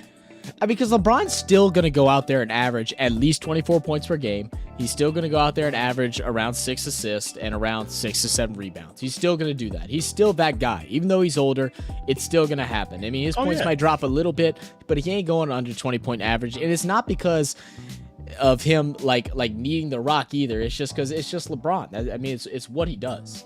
You know what I mean? The thing with the Lakers that I really liked is, like you said, the signings that they've done this offseason. They might have had one of the best offseasons that we've seen in a while. I mean, they literally stacked it up. Re-signing Austin Reeves was huge. Re-signing Hachimura was huge. They went ahead and signed forward Cam Reddish. They also went ahead and picked up Christian Wood, which I think is crazy because LeBron, that's one guy that LeBron was a huge fan of. You know, whenever they played against the Mavs last year, he was caught mouthing the words like, y'all need to get him. That's a bad man. Y'all need to guard him. The Mavs just didn't notice it because they dropped the bag when it came to him. I think the Lakers are going to be dangerous this year. And I didn't think they were going to be scary last year, but yeah, I think they're title contenders this year. I'm right there with you. Because last year we didn't. Rui Hachimura grew up in the playoffs. So did Austin Reeves. And seeing how good Austin Reeves really is, there's games if AD doesn't play to potential, get the ball to Austin Reeves. Get the ball to Austin Reeves.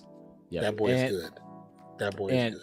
You know, signing Gabe Vincent, we saw what he did in the playoffs too. We know that dude can shoot the ball. That was something that they were missing, was 3-point shooting and making them. They took a lot of them. They didn't always make them. Mm-hmm. Vincent's going to help out with that. And Christian Wood can shoot that thing too. And the thing with Christian Wood, he's also not scared to get down and dirty inside the paint. That dude's a big athletic MFer. He's going to go and do his thing there. I think he's going to fit in perfectly. He's going to fit in perfect with that team. So, man, the Lakers. Well, the benefit of Christian Wood, fun to watch.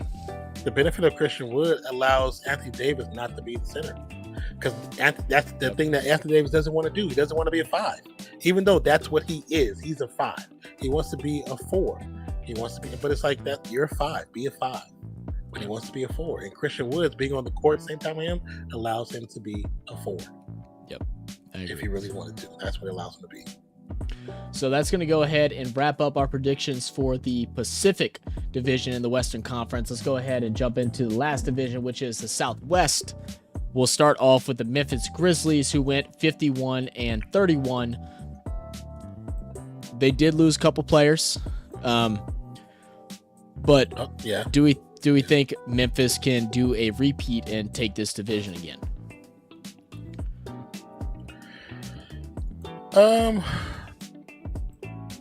The players they lost, I think, were valuable players that were important to their roster.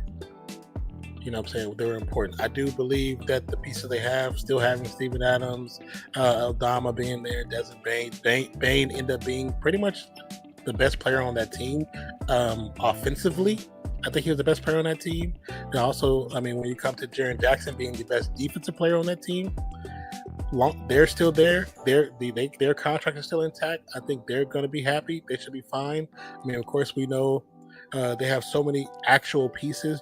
And if John Morant can just play basketball and focus on basketball itself, they can still be dangerous. They can still be dangerous. And let's not forget he has to also understand that. I would say John Morant has to also understand that in your absence, Desmond Bain became a star. So you got to play with him. Yeah, they got to learn how to play really good team basketball.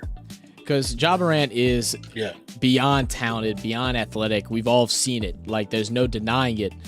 It's now learning how to play cohesively as a team, because that's what it takes to win championships. Because you have to be able to allow other players to go off and have great games, especially when it comes to playoffs. I mean, we try to stream all the playoffs games, and we're worn out just doing the announcing. I can only imagine how they are actually playing the damn games. Like you gotta allow other players to be to have their moments to shine when they're going off. The ball doesn't always have to go through you. We've seen the times where the Memphis Grizzlies have looked better when Ja wasn't there. And then we've seen the times where they looked horrible without him. You know, and then we've seen vice versa, where when they're with him, they look bad. And when he's there, they look like the best team in the league. So it's finding a balance. A lot of that's going to come with coaching. And I think that's something that they will develop as they're still very young. The one pickup that I love that the Grizzlies did was grabbing Marcus Smart from the Boston Celtics. He's going to go ahead and take over that position that Dylan Brooks had. And I think Marcus Smart overall is a much, much better basketball player. He, plays great defense, flops a little too much. We always give him a little bit of crap about that, but he plays phenomenal defense, and he's not always just trying to be with the BS like how Dylan Brooks was, trying to stir up the thing. And at moments it worked, but then other moments it just made him look really bad, because he would get sunned and then all the momentum would go towards the other team. I think the addition of Marcus Smart is going to be really good. Memphis, I think they're A tier. I think they're an A tier team. I have them. I think I'd put them right above the Heat. To me, I think they're A tier team. I was thinking that, but the only reason I'm kind of hesitant is because Miami has gotten to deeper in the playoffs than they have. So that's the only thing that makes me hesitant putting them ahead of Miami. But I do agree that they're an A tier team. I also think that Ja Morant needs to understand that Ja Morant needs to not.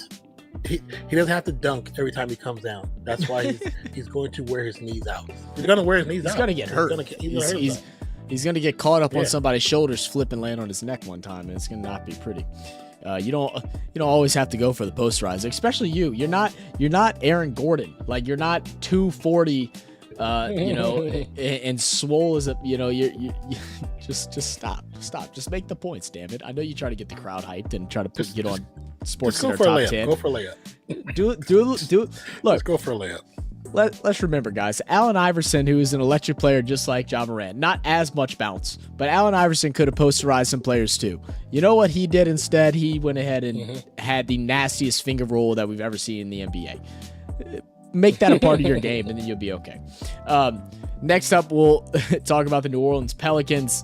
My squad, a team that has just over time again disappointed me to no end. I'm not like a lot of Pelicans fans that are like trying to go all in hard on Gail Benson and not wanting to get into the what's it called? The money thing. What's it called?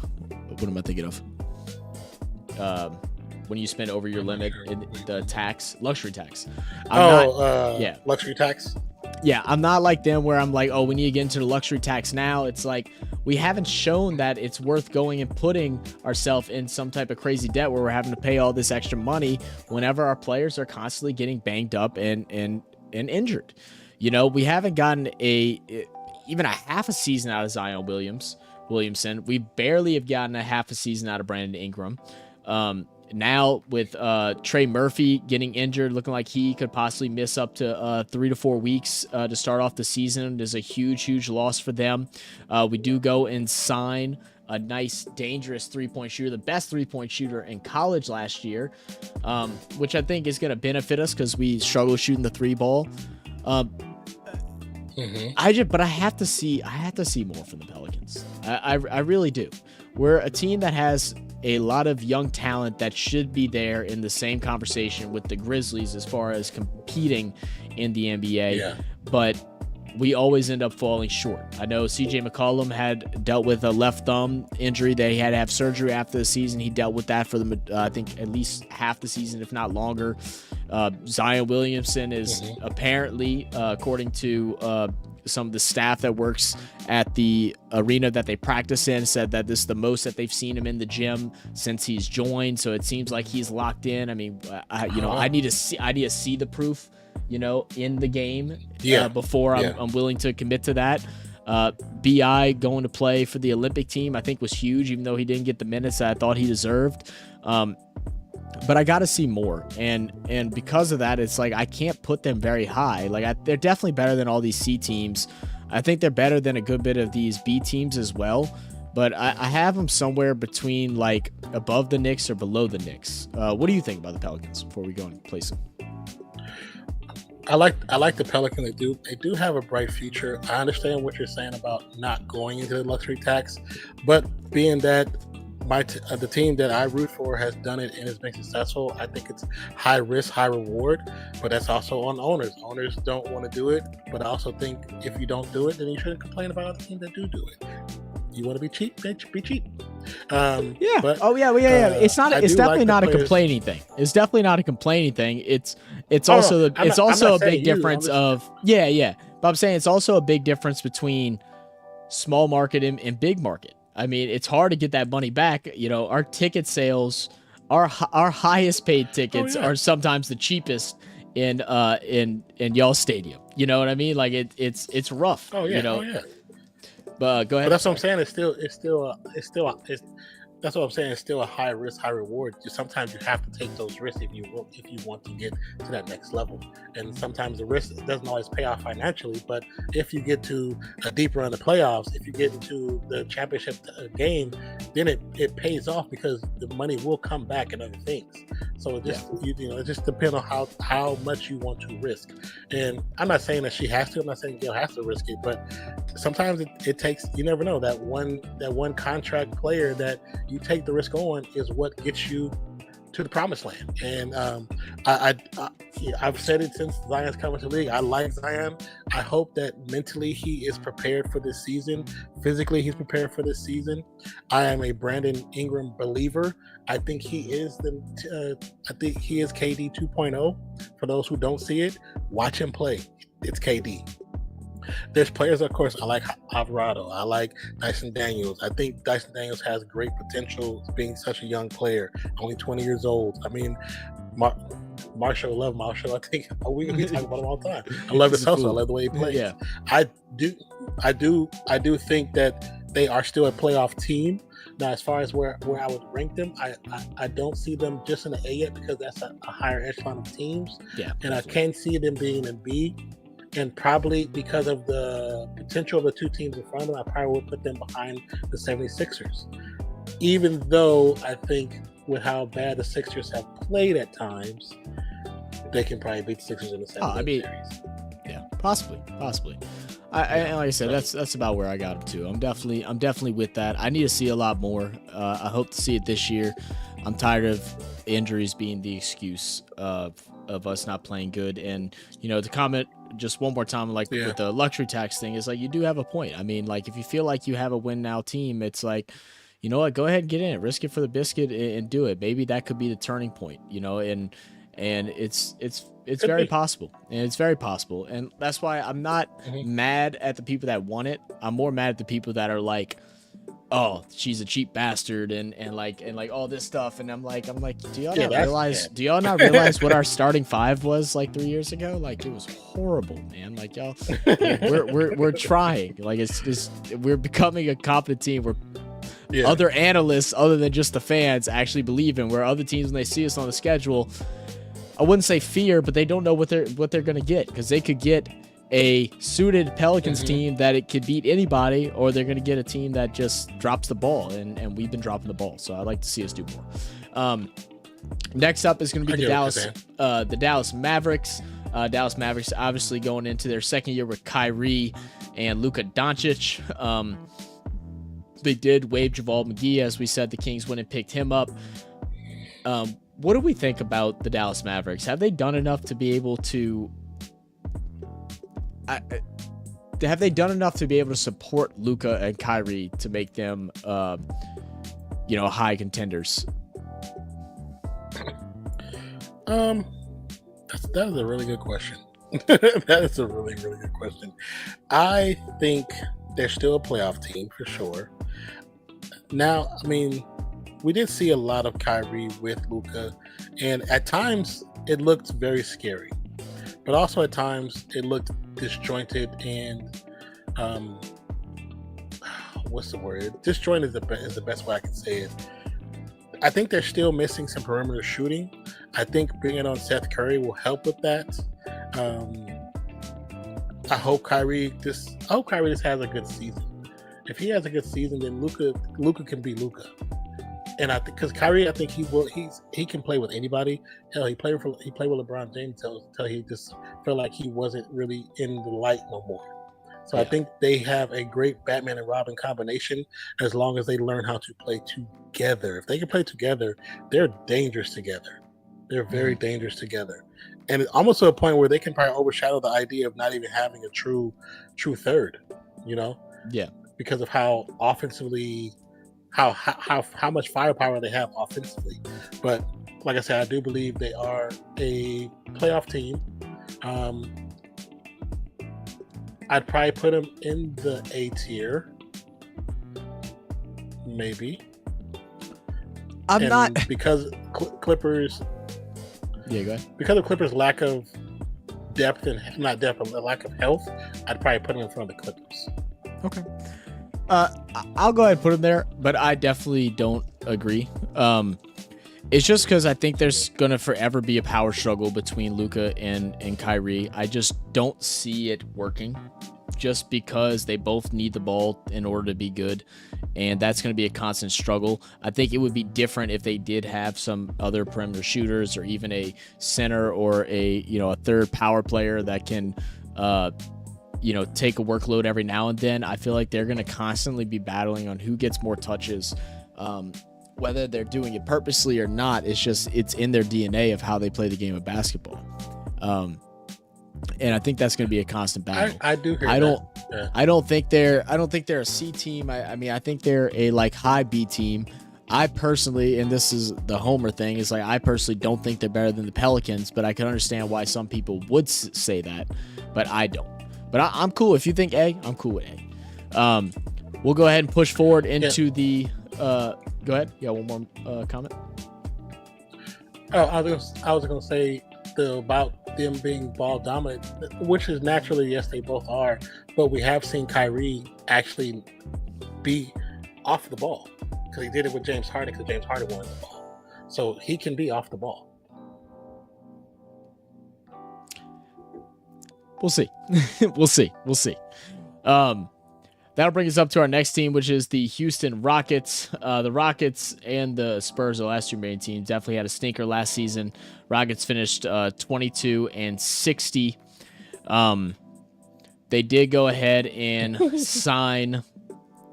Excuse me. They did go ahead and sign Dylan Brooks from the Grizzlies. And they obviously have signed Fred Van Vliet. Do you think that's enough to make them competitive? No. I don't. I don't know why Fred went there. He shouldn't have went there. No. He's too good of a player to go there at this moment in his career. He went from a bad situation to a worse one. I don't. Yeah. You normally don't see that. You could have just took the money in Toronto if you wanted to, and then be chill. You went and took money in a worse spot. That doesn't make sense to me. I don't see them having a bright future, because I don't know anyone that wants to go play for Houston right now. They're in shambles. They're in shambles. They got a lot of high-flying young players that are talented. They have no leadership, and bringing in Fred Van Vliet and then bringing in Dylan Brooks isn't going to bring them leadership. I don't see it changing. I don't honestly. I could see the team performing worse, possibly, and that says a lot, considering they went 22 and 60. What do you think? Yeah, I think you have them in the right spot for right now, because they have a lot of, like you say, a lot of young flyers that are great individual players, individual ballers, but we've seen them play. We've seen them on some of our live streams, and cohesively, they're just not there yet. They need a lot of time. Yeah, they need a lot of time. So, So I'll bring us up to our last team in our tier list, and the last team in our Southwest Division, which is the San Antonio Spurs, who had a stinker last year. They were able to go grab Wemby in the draft with the first overall pick. They went ahead and they had Cameron Payne on their team. They waived him, so that's interesting. It's actually funny. I'm looking at their team and all I see is wave, Oh, wow. wave, and I'm like, what the heck is going on? So they right now they have, they ran Wave Cameron Payne. They kept Reggie Bullock. I don't think You Victor waive Wembanyama, him, but keep him. Yeah, I don't understand. I'm really confused. I didn't think Wembanyama was going to make a huge difference either, but I thought it might be enough to be like, oh, they might have a bright future. But I'm low-key thinking that they're not going to have that either. They're throwing again. Yeah, they're throwing again. That's what it feels like. For potential draft picks. Yeah, they're throwing again for potential draft picks because who in their right mind would drop Cameron Payne but keep Reggie Bullock? Who can't hit a three to save his damn life? How old is Greg Popovich, bro? That's trying to see if he's going senile. He's 74. I mean, he's up there, but I mean, he should still have his brain on top of him. What the heck is going on? Like I said, I didn't expect the jump from the San Antonio Spurs, but like I thought I would be like, oh, they got a future ahead of them, but I don't think they do, bro. I think they're gonna be fighting for last in the league again between the Rockets and the Pistons. I mean, I see Victor Wembanyama. I recognize that name. I recognize Doug McDermott, Zach Collins from a different team, Reggie Bullock, and that's about it. Yeah, this team is trash. Yeah, that's brutal. brutal. I wonder if they are throwing for more picks. That's a brutal way. I mean, like I said, guys, those that are watching, whether it's in the live stream or if it's in the edited version of this, if you're a Spurs fan, let us know what the heck's going on. Because, I mean, it's very possible that we're missing something. I mean, it's hard for us to keep up with every single team. We got a little list up of the, players waived and signed and stuff like that over the last couple of months. But nothing that I see is like, oh man, it's like, all right, they're looking to improve. Like none of this is like, okay, like this is bad. This is bad. Yeah, we don't have a stats guy like the guys on the ABC channels. We don't have a stats guy that can tell us more information because this right here, this just ain't it. This team is not it. This looks like worst team in the league. I mean, goodness. Your starting five is Trey Jones, Devin Vassell, Keldon Johnson, Jeremy Sochan, and Victor Wembanyama. That's your starting five. Okay. Well, do we know any of them? Besides Victor Wembanyama. That I don't know. We're going to go ahead and continue going live for a little bit just to talk with you guys for a little bit. So those of y'all that are checking the edited content version of this, make sure y'all hit that subscribe button. That way you can join us in for our lives throughout the NBA season. We do try to cover at least 2 games a week, at minimum 1, but we try to do at least 2. So make sure y'all hit that subscribe button. That way y'all can join us live for it. Leave your comments down below and let us know what you think of our tier list, where we went wrong, where we went right. Stand up for your team. Let us know what we're missing, and we'll catch y'all next time. Yes, appreciate you, love you. All right, but let me get to some of these comments before we hop on out of here. All right, Nate. I already knew. I was waiting for Nate to come in and come talk trash to me, and Mozzie as well, talking about my damn Pelicans. Nate, I'm not gonna be Homer towards my team being bad, bro. Like, have you not figured that out? Last year, a lot of people had the Pelicans where I had them last year too. We keep struggling with injuries. And you said that they didn't make playoffs. They didn't make playoffs last year, but we were in the play-in and we were number 1 in the division for like a couple of weeks before all of our injury problems happened. Say we're not a playoff team is crazy. Like I said, I mean, high side, I'm Dallas. I think it's about Dallas too. Oh, he might be, because I mean, they did miss playoffs by like 4 games. Yeah. I know, like the Pels last year, we had what? What did we finish? We finished 8th, I think we finished 8th.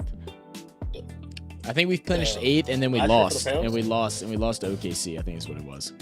Yeah. And then Mozzie said, "Damn, Pelicans should be in the trash." Shut your mouth, Mozzie. Non should have picked Pelicans rank. I did let him pick Pelicans rank. It's B. B. He put B. I put him where he wanted to put it. Because, I mean, I really don't know, man. Like, I'm actually more mad around the Pelicans than I am happy. It's like, just 'cause I'm tired of getting disappointed, you know? Like, we're all healthy. I think we're a solid team. I mean, I think our ceiling is similar to how it was last year, where it's like, you know, well, maybe not even that high, because I think Nonfiction's division, the was it Central Division, whatever it is. Oh, I can't remember what division y'all are. Pacific. I think the Pacific Division got like incredibly better. But I mean, I think the Pels ceiling is like the 5th spot, and then our lower is like, you know, in play-in around 9.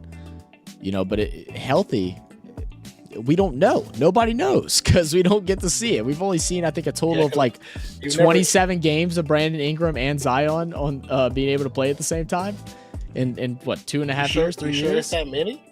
I don't even know. It might not be that many. It might be less than that. It might be less than that. Because that means I should remember it. I don't. I think I remember seeing it one time. I'll tell you what, I already know I'm going to get sick and tired. When they were healthy, they looked good. Yeah. I already know I'm going to be sick and tired of watching games on TNT of Suns, Warriors, Lakers, and Clippers and Kings the whole season. You already know one of them are going to be on a game just about every single Wednesday. They always schedule the bigger markets that way. Yeah. Well, I mean, they already did that, and then now that I think all these teams are good, like, oh man. Pelicans with 56 games with healthy Zion to be. It's 56 total. Okay, I thought it was less than that. I mean, like looking at this tier list, like the only changes that I might do is just because we kind of left this C alone off of hope. I mean, I put Thunder at B just because I think they have potential to be, but I mean, you probably could put like these teams here, or maybe switch Atlanta out with that. You probably could do something like that. Contender wise, I don't have Warriors as contender. I know Non says I'm crazy. I don't have them there. I really have them like here, but like potential of being like, I think they're better than Mavericks. I think they're better than Heat. I'd probably put the Warriors right there if it was all up to me. I definitely wouldn't have Mavericks here. I'd have Mavericks there. And I'd probably have Kings here. Is I think how I would do it. Just glancing. Only reason I wasn't putting Kings there because it's the first playoff run. Like I gotta see more.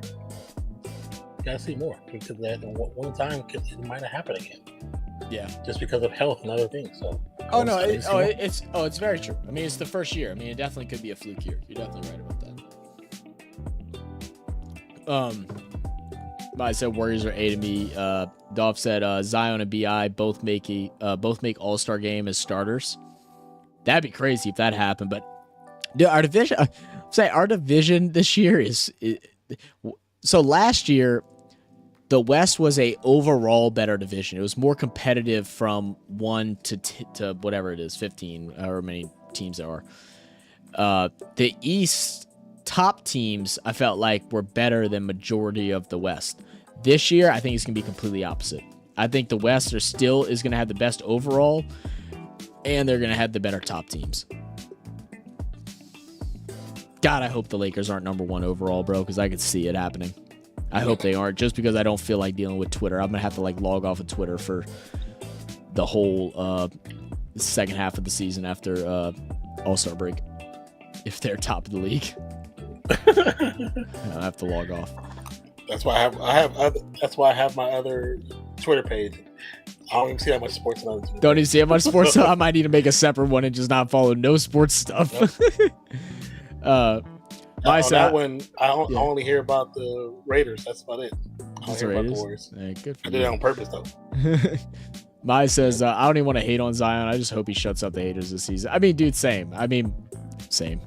Yeah. He frustrates me, man. It's like I'm not mad like some other fans are about him, like, you know, being out of shape. It's like he had a foot injury. Like, it's not easy. I mean, like, whenever your main form of fitness is playing basketball, which is a high cardio sport. I mean, you're running a shitload. You know, whether you see him running a whole lot during practice, during games, they're running a lot during practice. They're doing lots of sprints and a lot of things like that. A lot of their training is staying in shape that way. And whenever he's a naturally big body guy, you know, it's harder to keep your weight low. You know what I mean? Yeah. So like I don't get mad at him with that. It's just I just need to see him be healthy. I need to see him work on his mechanics of how he lands, you know, how he attacks the paint. You know, like there's certain things with Zion that I see him do that is just like extremely unnecessary. Like when he dunks the ball, like it's okay to have a ferocious dunk whenever you're having to like jump over and dunk through people or something like that. But it'll be like a fast break, just him, and he's, you know, not even just putting on a show for the team. It'll be like an away game, and he's like trying to break the rim as he goes up for it, and then comes down so hard on his foot and on his knees. He's gonna tear himself up. He's too big for all that. Like, just take the damn dunk and get back to the other side of the court. Like, that puts wear and tear, especially if you're already experiencing foot issues. You got to be very conscious of that. Yeah. Yeah, Mozzie. Yeah, tell me. That's why I said the same thing about what's that? Go ahead. I'm sorry. What happened? Because Brisky had some questions. That's what I was saying about Ja Morant. Mm-hmm. Oh, that's what I was saying about Ja Morant. Sometimes he has to understand you don't have to dunk every time you come down with the ball. You don't have to. That you're putting so much wear and tear because you have to explode through the dunk, and then you're landing. You're not a big dude. That's a lot of weight on your knees and your ankles. That's just not good for you. You don't have to do it every time. Mm-hmm. It's like highlight or not, you got plenty of them already.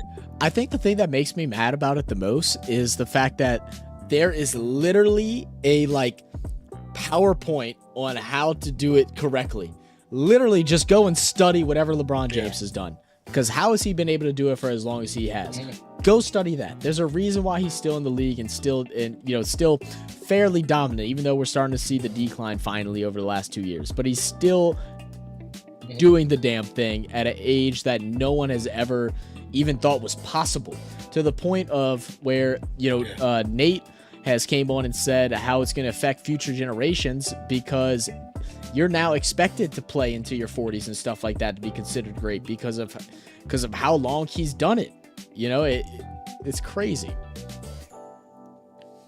Well, that's why I say from my point of view of being a Warriors fan, like how much Steph works out. Steph, how much he deadlifts, all that stuff he does to actually. I just saw a short video on what he does for his breathing. I was like, what? He practices these breathing exercises he practices is almost like on some superhuman type stuff. It's like, what? Like that's why he can run so much.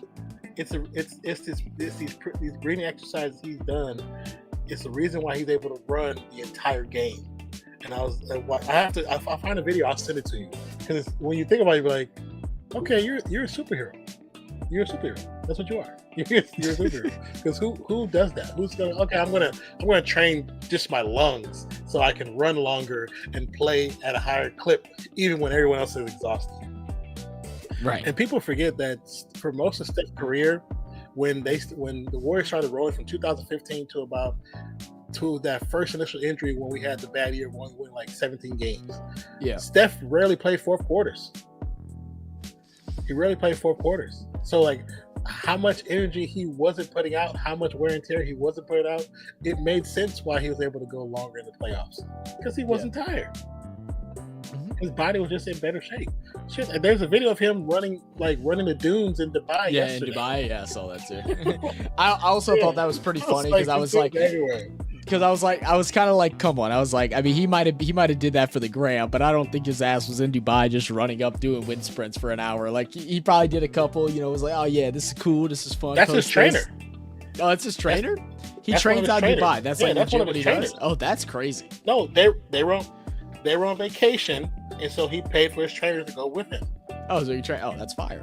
so he He can sa- he still sound- sounds so he can still train. He sounds like old me, bro. Like whenever That was nuts. whenever we'd like book family vacations and stuff like that, the first thing I did was call up gyms, like to make sure I could go find somewhere to work out. Whenever I was deep into the gym, it'd be so funny because we'd be trying to, like, my dad is like a very much like plan to do what we do on vacation, make sure we have an event every single day. And I'm like, all right, I said, well, I'm not doing this event, I'm not doing that event, I'm not doing this event, I'm going to work out at this gym, then I'm going to go to this gym that day, and then this gym the next day. Like, I was like, you can count me out on this, buddy. Dolph said Wes is yet to deal with a majority of the season, Zion and BI plus CJ. I think we should trade CJ, if I'm to be honest with you. I don't know what for yet. I mean, I know he dealt with a thumb injury last year, and so maybe his shooting will be better, but I just feel like he's on so much of a decline. And CJ is just not a great facilitator. And because Dyson Daniels is still struggling so much offensively, he can't be that point guard, and it's not natural for Herb Jones to be a point guard, and we need a good point guard. I think that is a lot of our problem because we run a lot of the same plays moving up in court. It ends up becoming photographic. It's like I'll go to games and I know what they're about to do every single play for the most part. And when they do something new, I'm like, ooh, I was like, that's surprising. Especially when they're running like half court sets, is always the same. So I don't know if it's CJ just not feeling comfortable running the point like that, or if it's Willie Green needs to expand on his offensive playbook a little bit. Something like that needs to change. He said Pelicans won 42 games last year without their 2 stars. Yeah. So I'm saying Pelicans have a great team, and like I think they have potential of being like, I don't think they're championship contenders. Like I need to see a lot more. I think they have potential of being like an A-tier ranked team and getting 60 wins, something like that, or high 50s. But I have to see it. I can't just keep saying it because of their talent that they have. I mean, availability is some of the best attribute that a player can have, and we don't have that right now. I mean, again, I think Jose is back out again. He hurt his ankle during practice or during the summer camp, or I don't know, something. Hurt himself. Trey Murphy hurt himself. He's gonna be out for a little bit. It's like we can't get past this injury thing. If I was the Pelicans, I'd probably find some way to deal McCollum to Houston for Fred VanVleet. I know it's only a few years difference, but I think Fred VanVleet is a better shooting guard than McCollum is. We need a point guard is the problem. They're like trying to make Herb that, but he's not. They're trying to. Dyson Daniels, I think, could be, but he needs a couple more years in the league. He's not. I don't think he's like Fred ran the point in Toronto. Oh, okay. Oh, you said shooting guard. Okay. Yeah, I mean maybe. Yeah, he ran the point in Toronto. I didn't watch enough and McCollum's a shooting guard. Yeah, no, I know. But that's what I'm saying.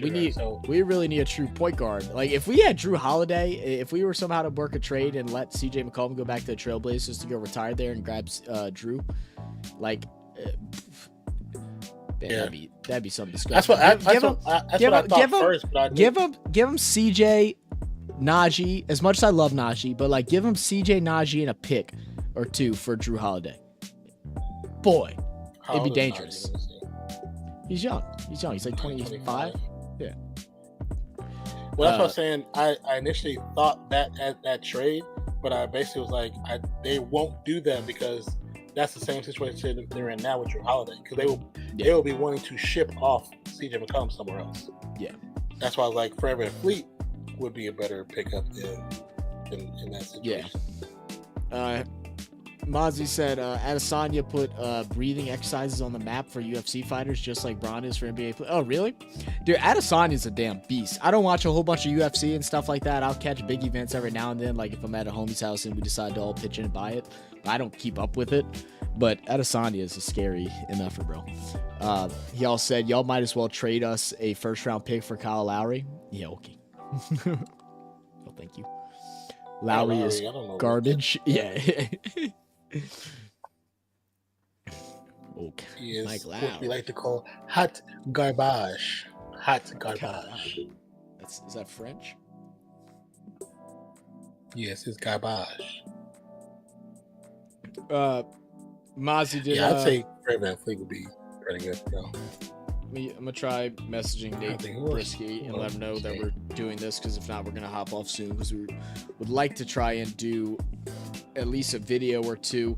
We've been having so many problems this last couple weeks, guys. Just to let y'all know, sorry for the lack of edited content and reactions and stuff like that. I know most of the guys that are in here for our lives just like coming in, talking with us, and actually hearing our opinions, but we do feel bad that we haven't been able to put out as much edited content, especially like international sports and stuff. We do have a good list of videos that are going to be really fun. It's just scheduling and some issues that I've been having. It's just been a problem. So we have one video that we want to do, which is a comparison video of the biggest hits from the NRL and NFL that I think is going to be super fun. I hope our NRL supporters are still hanging around with us, even though we aren't able to post as much. We have a couple Bathurst videos that we have to check out. We were going to start doing some reactions to some American sports as well, like some mic'd up moments and some different things like that. We have to get our second round of the British chants or England chants, soccer chants. So we have a bunch of funny stuff, good stuff coming out. It's just finding time to get around to it.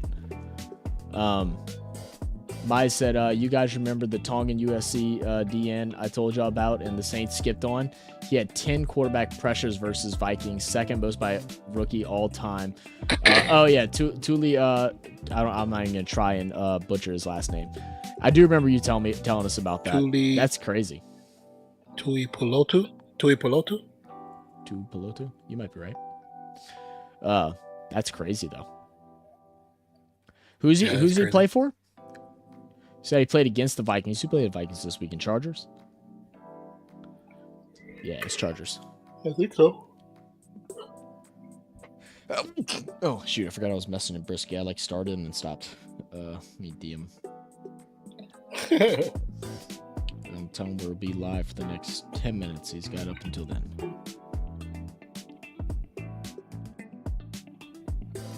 I mean,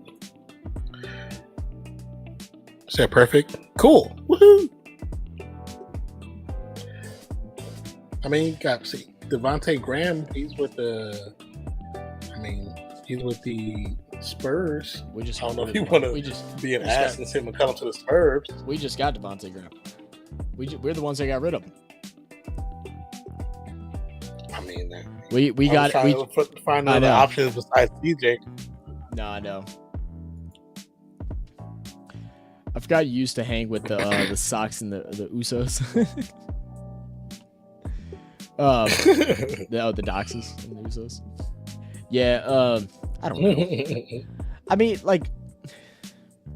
I'm gonna give CJ the benefit of the doubt because of last year's thumb injury. Because he held off on surgery for basically the whole season. The one thing I'll give CJ McCollum, he's willing to play through an injury, and that's something that we haven't seen with some of the other players. So I'll give him that every day of the week. But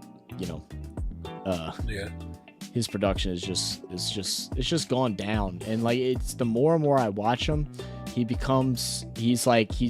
very two-dimensional. It's either he's what up, Nate? I'm gonna pull it up in just a second. What about LaMelo Ball? Shit, I would love too flashy for y'all. No, I'd be cool with him. He's only getting $10 million. I'd be cool with him. Yeah, but he's on a rookie contract still, ain't he? That could be a good grab. Yeah, that'd be a crazy grab. Because I was gonna say he's like CJ's been so two-dimensional. It's either he's a spot up shooter much like he was with Portland. Not so much an off-ball shooter. He likes to take a dribble with it and shoot it. Or it's a just drive with his head down and then float on that right corner and try to put something crazy off the glass that sometimes it works and then sometimes it doesn't. Is the other day in the chat? I don't think he's in the chat right now. He was earlier. He might be listening in. He might be dealing with the cheering. All right, let me pull up Sleeper so I can show you how this works. And we had 12 votes. I put how has your NBA team made any good moves? 42% said yeah. 30% said no. 25% said I'm here, but I'm worried. I'm here, but I'm worried. All right, I'm gonna go ahead and I'm just gonna cover us up since we're not using any of this, and so I can make this bigger. What are you trying to show? I'm showing him how the waiver wire works and stuff like that because he had questions on it. All right, so I'm just gonna go ahead and go full screen for this so y'all can see it easily. Nate, feel free to ask questions as I'm going through. But Nate Brisky had some questions on how the waiver wire worked in our league. So we do waiver based off of when you last picked up a waiver. So if you go over to the league and scroll down to the oh wait, this is the wrong league.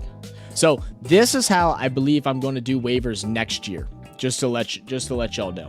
Just because I think it's the most fair way. It's a little confusing the first couple times you do it, but it's a bid system. So you start off the season with $100, and then you're able to put in waivers on Tuesday, and you bid on who you want. So obviously it's Wednesday right now, so it won't be the same. But say you want Brock Purdy, you would press the add button, and then you will have a thing at the top here that would say how much money you want to bid for him, and then you can bid that amount. So you got to be strategic with it based off of how valuable he is to you and how valuable he is to the rest of the team. So, you know, Brock Purdy probably isn't that... Can I get off this? Probably isn't that valuable. So you might just put up $1. But in our league this past week, CJ Stroud was available, and so people that wanted him, that needed a backup quarterback, did it and then bid it on him.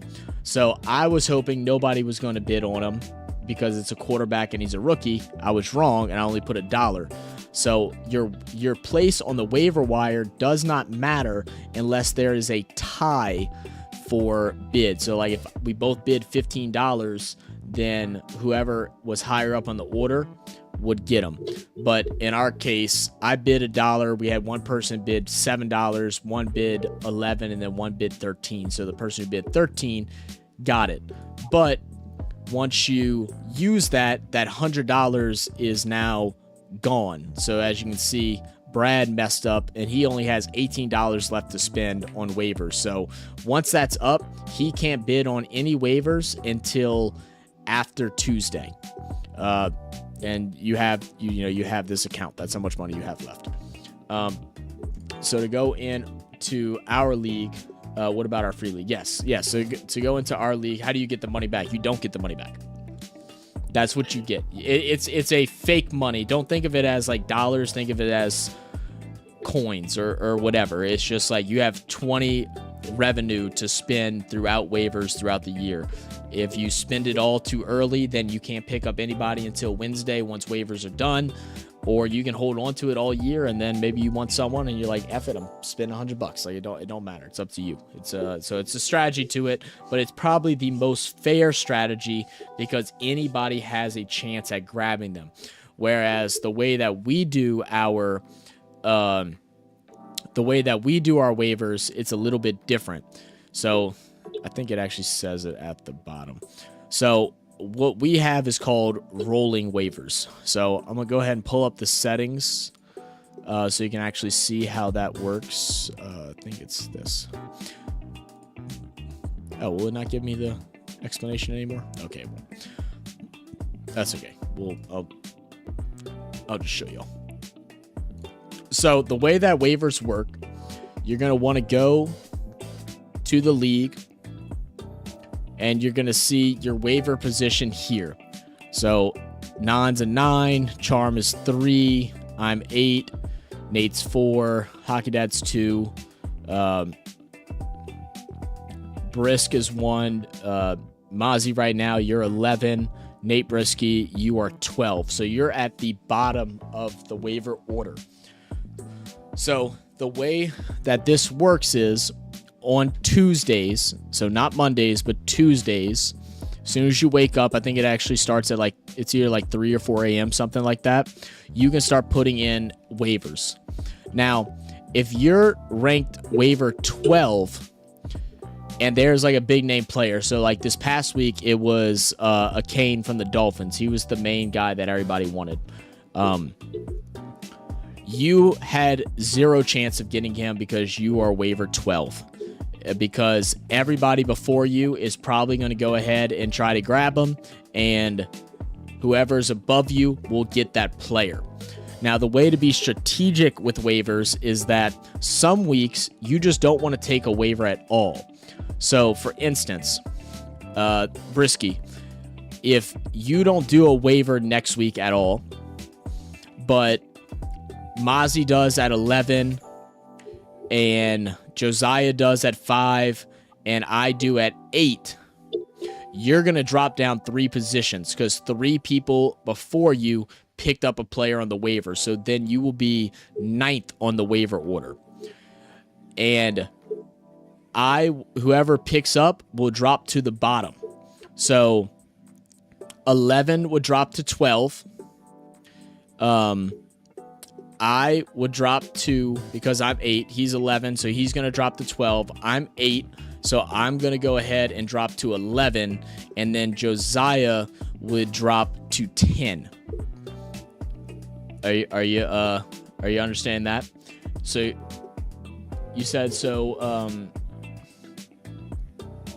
so people who are AFK during waivers will always keep their number 1 waiver spot. Yeah, if they never use it, then yeah, they'll keep that number 1. But whenever they decide to use it, they're going to have first priority over it.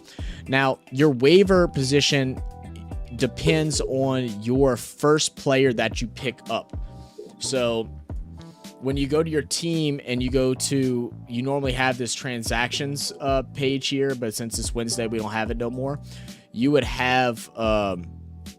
yeah, see, it's not even going to show it because it's past that. So when this transaction page is, it'll show you what players that you put in waivers for. So let's say you put in 3 waivers. Whatever one is the first one will be your priority waiver. So if you get him, then you drop down. So if you're 5 and you get him, you drop to 12. If you don't get that waiver, then you stay at 5. Just because you put in a waiver offer doesn't mean you are going to drop in the waiver order. If you don't get them, you stay there. But say my second pick I get my second pick, well, then I will drop to 12.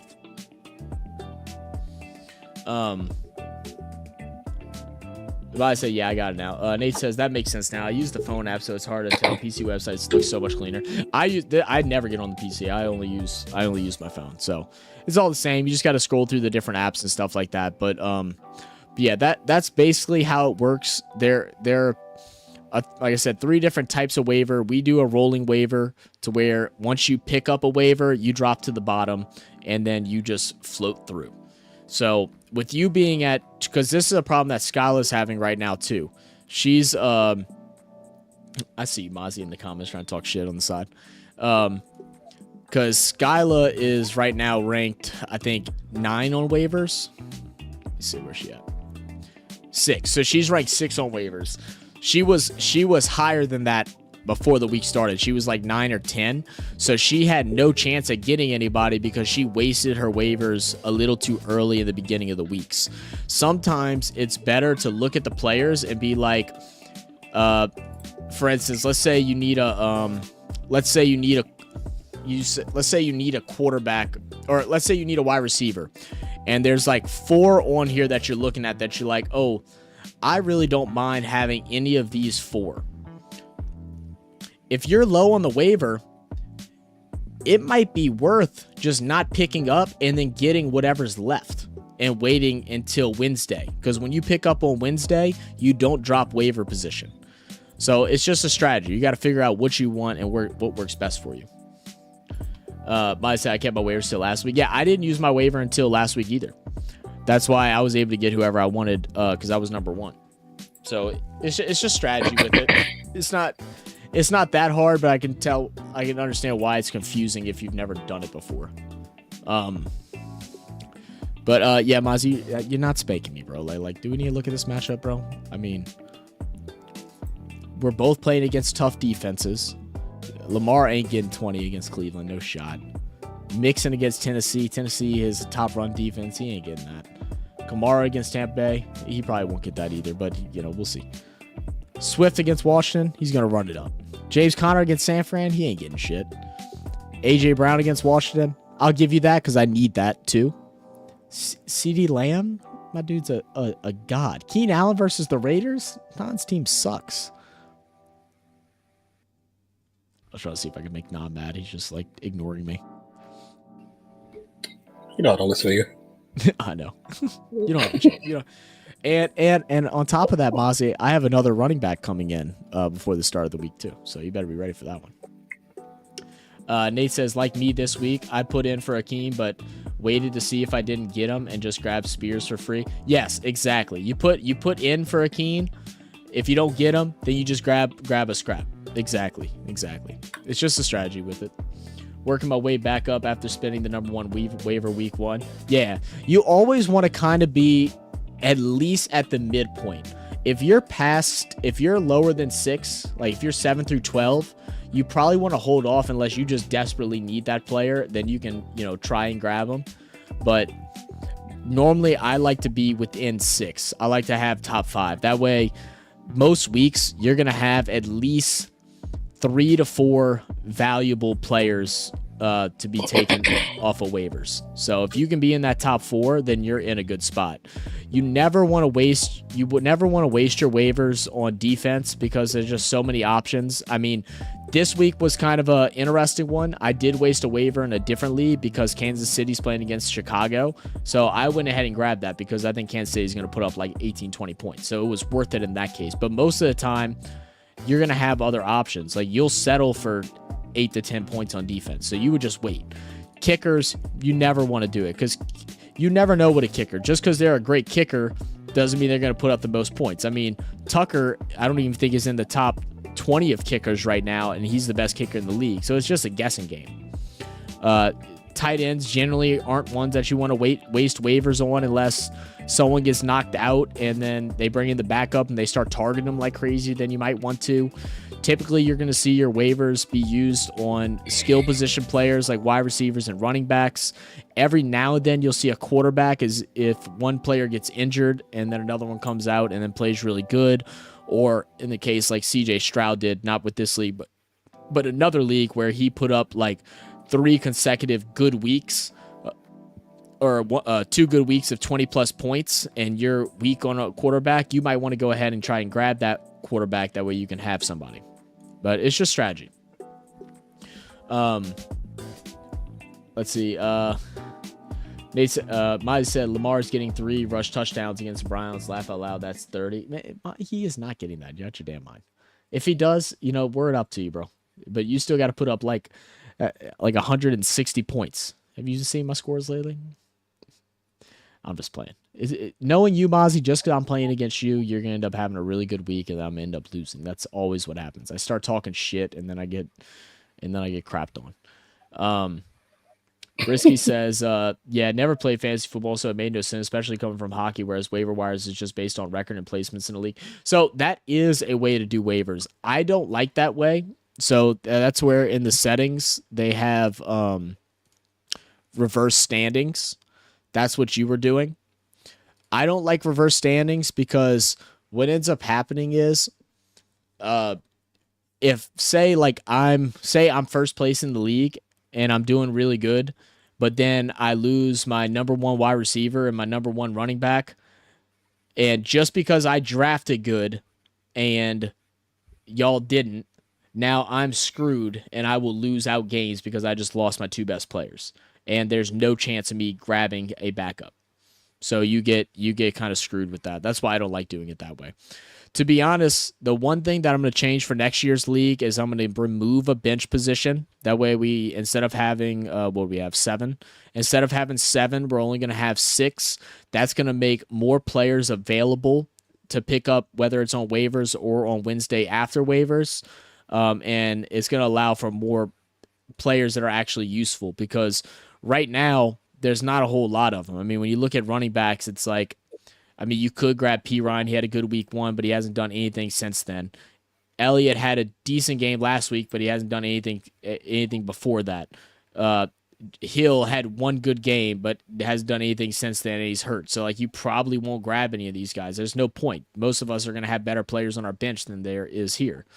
And then, like, wide receiver wise, same things. Robert Woods just got dropped, but he hasn't done anything with them. Kevin Bourne, he might be a risky pick, but like no one's really going to go and grab him. Chark could possibly be someone that would pick up since he hasn't played that much yet, and he's finally back from injury. He might be the guy, but like there's really no one on this list that you're like, oh, I missed waivers, but I can go grab someone. So I'll change that for next year.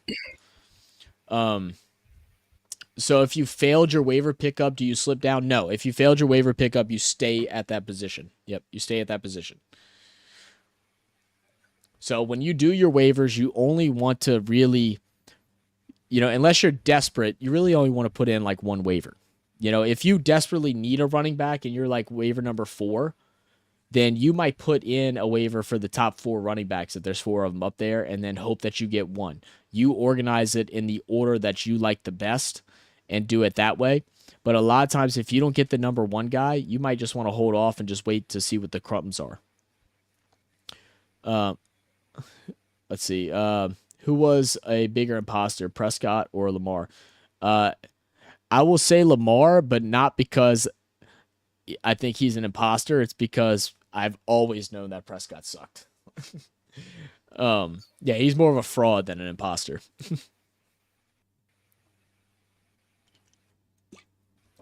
Yes, but I drafted 2 solid running backs who are both out for 3+ weeks, and I can't pick up anyone good on fantasy.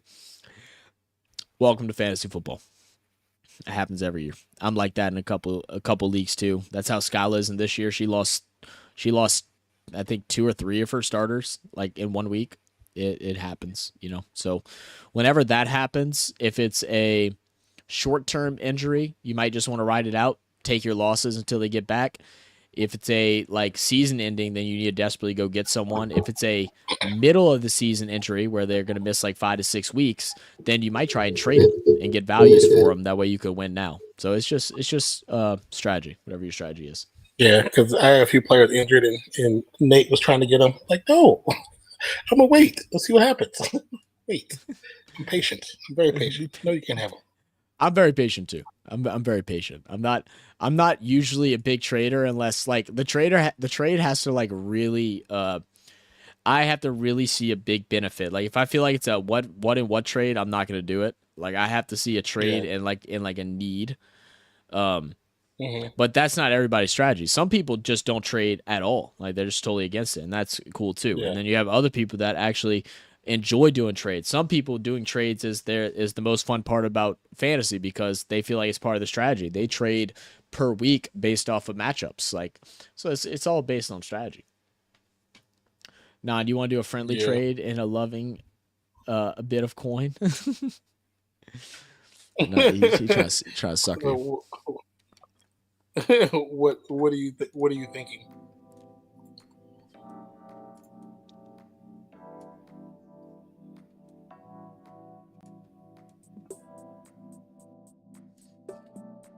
Can you comment without swearing, guy? It's not that hard.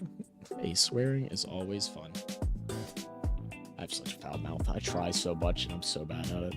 I blame my childhood. I used to curse like a damn sailor. Y'all should have seen whenever me and Non first stopped. Now I would be like, bro, you've got to stop. Watch your damn mouth. I'm sorry. I'm like, I'll tell him at least give us the first 10 minutes. Give me the first 10 minutes, and then you're okay. It's not within the first 30 seconds of the stream. It's such a bad habit, bro. Because a lot of times it's just filler words too. It's like I use it to fill in blank spaces. And it's like I know there's better words that I could use, but I just don't. It's like such a bad habit. He sounds like you're a TQ 550. We're good player. And now remember 50 is like 32 here, so don't let him short you, okay? Yeah, no. too funny. Oh no, it's so bad, Nate. It's like most of the time I'm pretty good, but it's more when I get like relaxed, like especially when I'm at home, because like my whole family curses a whole bunch. It's really bad, but like when I'm at work, I'm pretty good with it. I don't curse at all, but I do have like some clients that curse a lot, and I'm like very much a person that will start picking up on other people's cadences and how they talk as I begin to talk with them and stuff. So I think I've told this story before, but I had a client that is like curse like a sailor. Like I would have to train her in a different area of the gym with a closed door. Oh, you're talking about Brisky? No, I mean it happens. But I had to like take her and train her behind a closed door because I didn't want other people to hear it, because it'd be bad. She'd be MF this, like F you a-hole, like to me, because I'd make her do things and stuff like that. We'd get a kick out of it. But then immediately after training her, I would train a kindergarten school teacher that was like the sweetest lady in the world, that she bought a gag gift for like a gag Christmas thing, you know, like where you like White Christmas, whatever you want to call it, Dirty Santa. And it was a button. It was a button that you'd press it, and it would say shit. And she's like, oh, I bought the funniest gift for Dirty Santa. And I was like, what is it? She's like, come here. And I'm like, okay. So like, I'm thinking she's showing me something on her phone. She goes in my ear. It's a button, and it says shit. And she just starts laughing, and she started blushing. I was like, that's how I know you don't curse. Well, one time I left the cursing client and went to her, and I did something, and I was like, all right, let's effing get it. And I was like, oh my God. I was like, Miss Karen, I'm so sorry. I'm so sorry. That was so bad. That's too funny. Let's see. So every other word out of his mouth is cursing. Skylar, really? How you gonna say that? Yeah. First off, Skylar, you want to talk the way you talk. We have some. You're more of a sailor than he is. One of my cousin's wife's friend, their family is not my cousin's wife, but her friend's family are like, don't curse, don't do anything. They've like weren't always, but have turned into like devout Christians. They don't like curse, don't do anything bad and stuff like that. And they came over and they were like, look, they don't curse a whole lot. They don't like, cursing in front of their kids and stuff like that. And I was like, all right, no problem. First thing Skylar does is drop that damn F-bomb in the first conversation. It was so bad. And we just all looked at her and she's like, oh my God, I'm so sorry.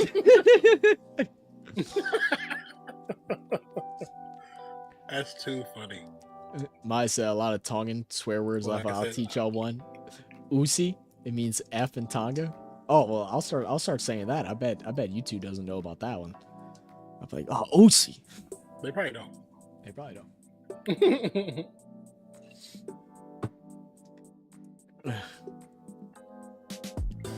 TZ is just representing Tongans.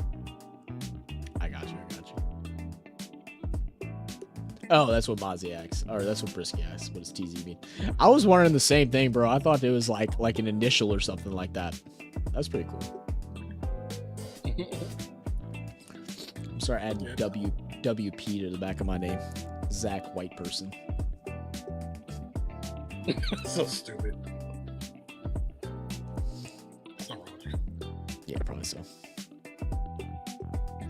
But all right, guys, it is 10:17. Definitely much later than what we planned on staying, but I really do appreciate y'all for all coming down and having conversation, enjoying our little podcast for our NBA tier lists. We will have those broken down. I think the first NBA game is October 25th. It's either the 25th or the 24th. 4th, I think. 24th. I think it's right. It's 24th. Yeah. So it's the 24th, so I'm gonna try to have all those out before the beginning of that. So if y'all see that pop up on the channel, I know y'all already listened to it. Please just go ahead and grab it, click it open, give it a like, leave a comment if you don't mind. We'd appreciate that. We'll be back live tomorrow for Detroit Lions versus the Green Bay Packers. That's going to be a fun one. I'm sure Cheesehead will be in here, and I'm hoping Brisky will be in here. We'll have y'all two go back and forth. That should be a lot of fun. Next Wednesday for our podcast, we're going to have special guests Carlos and PJ from the Uneducated Sports Talk. Really, really cool people. I know a couple of y'all already know about them too. By the way, PJ is a stuffed animal dog, so she's actually the star of Carlos's show. So it's actually PJ's show.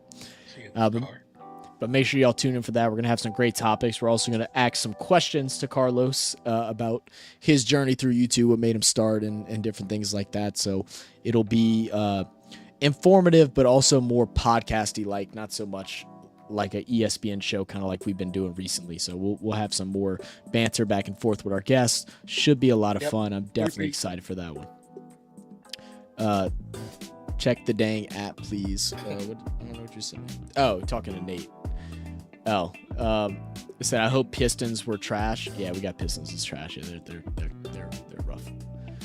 My grandmother is 92 and old school. Mother always has to remind me to watch my mouth when she comes over. I've accidentally dropped a few F-bombs more than once. I'm so bad. Yeah, my grandparents were like that too. And then my grandpa passed away, and then my grandma just started cursing like crazy. And I'm like, where did this come from? I was like, we weren't even allowed to say ass in your house. Like, people don't realize old people, they like to curse. They like to curse. Like my dad is 81 years old. He just had his birthday. He will curse you the hell out so quick, but we be laughing because that joint is funny. Funny as can be. Funny. That's how. I mean, you've earned the right to say whatever the hell you want to at 81. Dude, the funniest thing I've ever heard that's ever happened to me while working at the gym was I was training a 92 or 93 year old woman, and she's like one of those older ladies that's like, you know, she's kind of bent forward and stuff like that, real sweet and all this stuff. I'm giving her a demonstration of the exercise, and I'm showing her a new one, and she's quiet and sweet the whole time. I show her this exercise, she goes, holy shit, that effing hurts. And I'm like, whoa, I was not ready. Caught me off guard. That's too funny.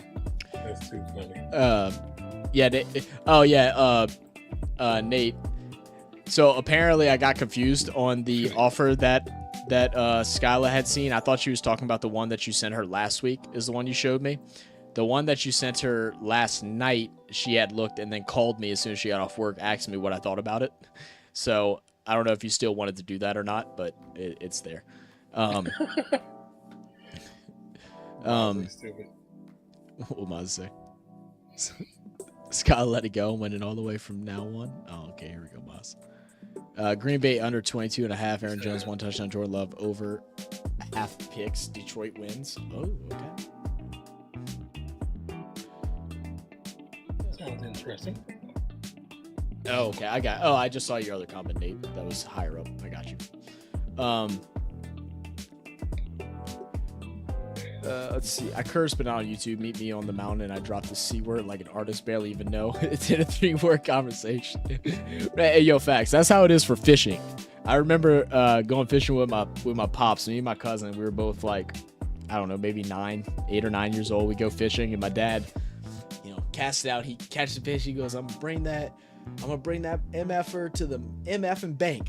And my cousin and me just look at my dad, and we're like, can we curse? And he's like, only when fishing. So me and my cousin are just casting out that scrimp and then reeling in that scrimp. I'm gonna bring that into my bank. Reeling in scrimp just so we can curse. Oh, you already said yes. That's funny. Maybe not the trade from last a couple weeks ago. I don't know. You offered her something a couple weeks back or something like that. I don't know. I just remember she asked me about one. Bro, you don't even fish. God, I used to fish every week. What are you talking about? Multiple times a week. During the summer, back in high school, man, we lived off of what we caught. Fish, crabs. This is fishing. Me too, bro. I ain't gonna go by myself. I've been fishing since I was 6 years old. Yep, same. They like, I wouldn't mind going to a pond and going fish. I'm not big into bass fishing, mainly because I suck at bass fishing, and like that you can kind of do during the day and stuff. But I like catfishing. But you got to go so late at night to be able to get them to catch, or wake up super early. So I just don't even do it anymore. And I ain't gonna go by myself. Super early. Yeah. You said fishing is boring. That's one thing I miss love about being fishing, man. Not on the West Coast. That's why not being on the West Coast, because ocean fishing is just nothing better than ocean fishing. Oh yeah. I don't get to go to Grand Isle as much. We used to go once a summer, and we go catch trout red, blue fish, blue cat, and stuff like that. That'd be fun.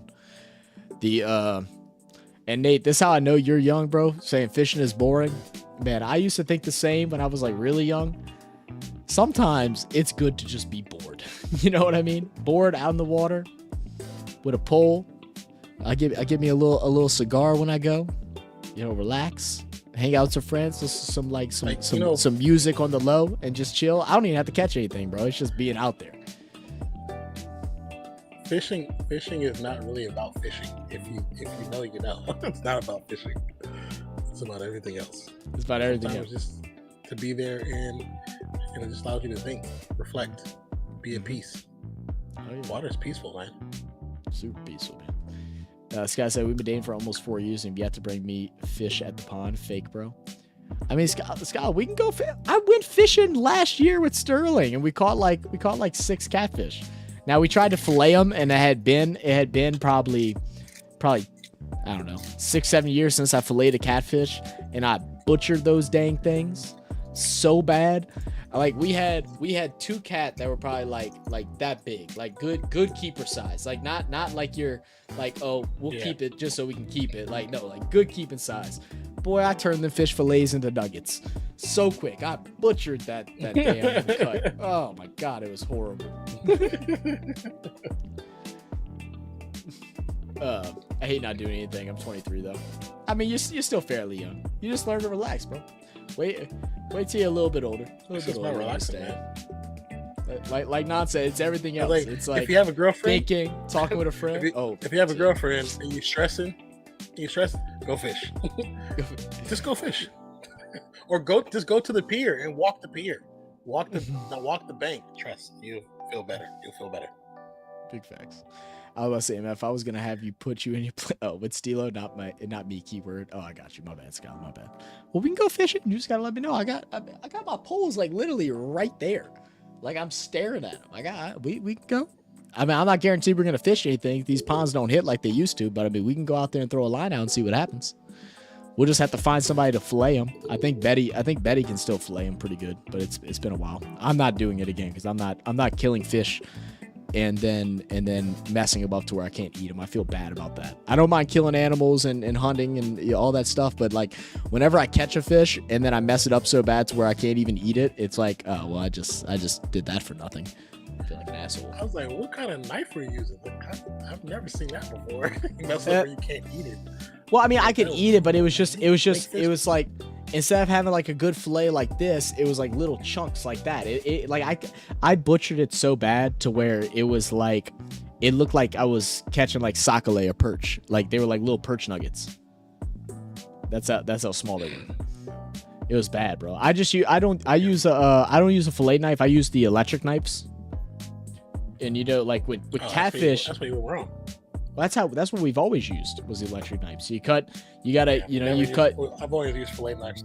Oh, really? See, I've never tried with a fillet knife. We always cut. Yeah. You know, you cut right under the fin. You got to make sure you miss all those organs and stuff. Get it over, flip it, and then you got to get that skin off. And it was the skin that I messed up. I got under the skin at first, or above the skin at first, and then I went under it, and then I went up it, and then I went under it, and then I went up it. And then after trying to peel the skin off with some like little needle nose pliers, I had shredded it all up. You can sometimes just grab it and pull it, it'll come right off. Especially catfish. You think so? Its skin is tough. Done before. Where at? In Cali? Our catfish are a little different. It's a little slimier. Now, if you get a blue cat.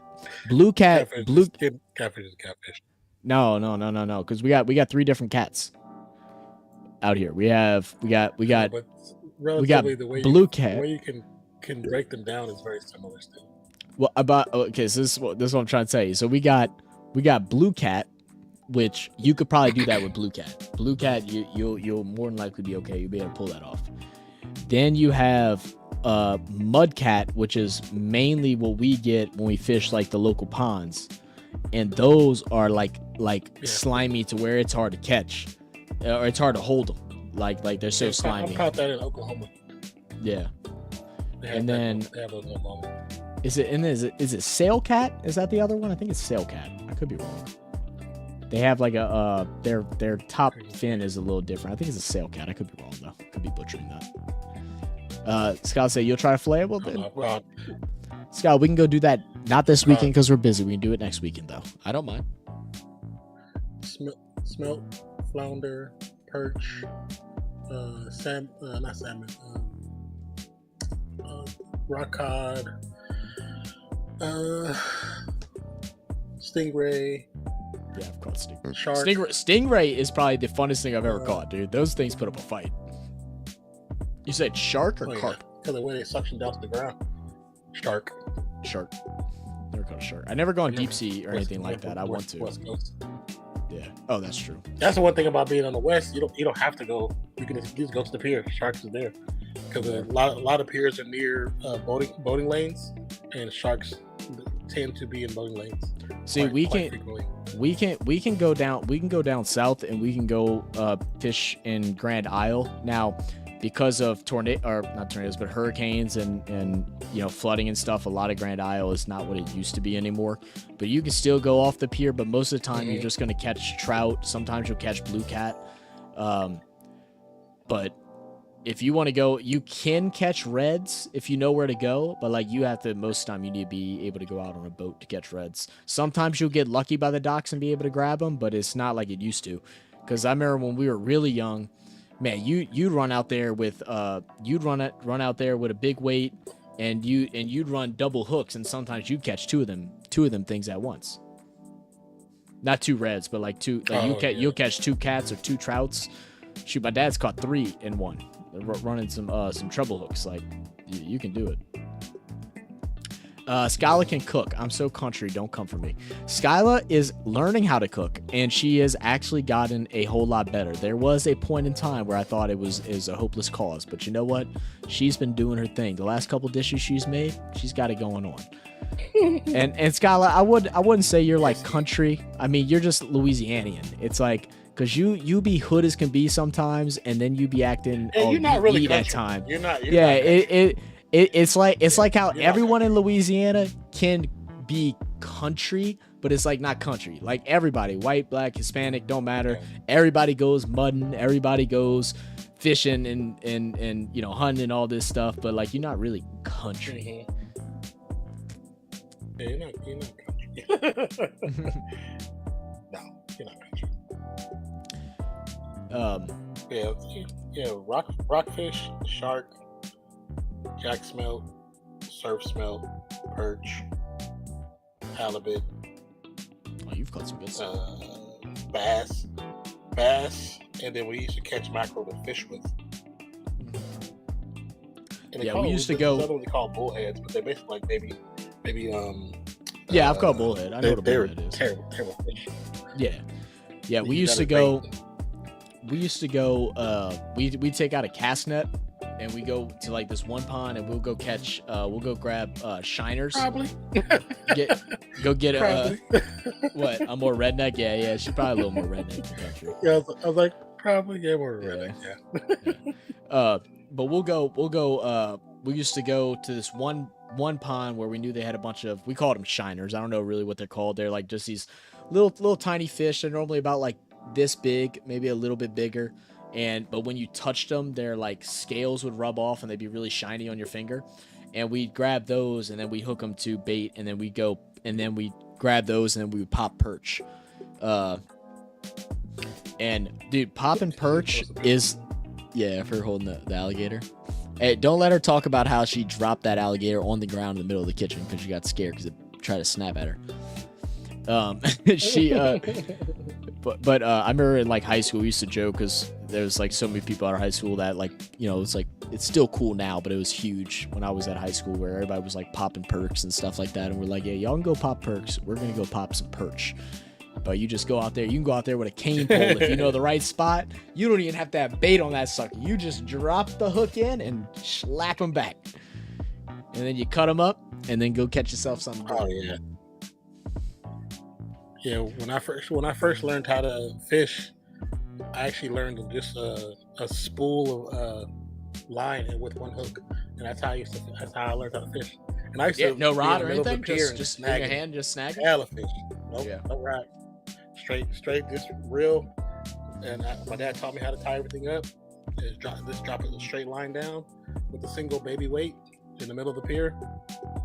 Man, used to tear the fish up. Yeah, man. Fishing's fun, bro. I really want. I Oh wish yeah. I had time to do it more.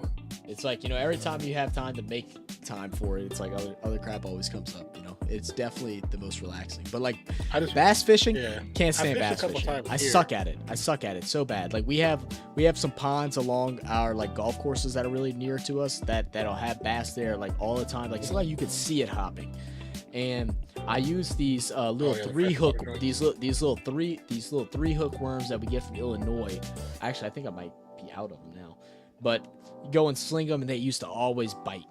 Always bite. I can't catch a single one, bro. I'll be in the same spot trying to go for the same one, popping it, reeling it, and then my friend be like, "Let me try." Snag, and I'm like, "Man, y'all suck." I'm like, screw you guys.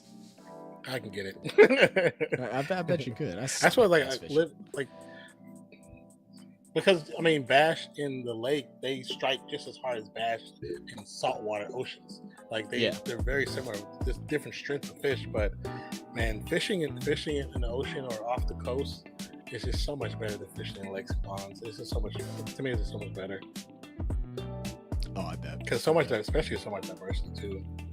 Yeah, you got a lot more options.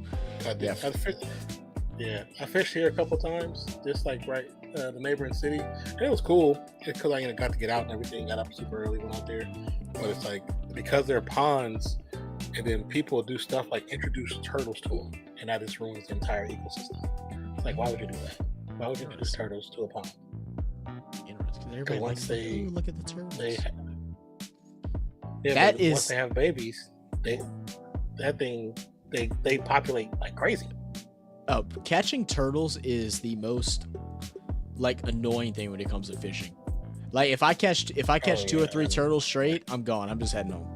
Like it is, and it's always the same effing turtle. Too. That's the worst part. It's the same one, and then we got the snapping turtles. So like you got to be like extra careful with them things.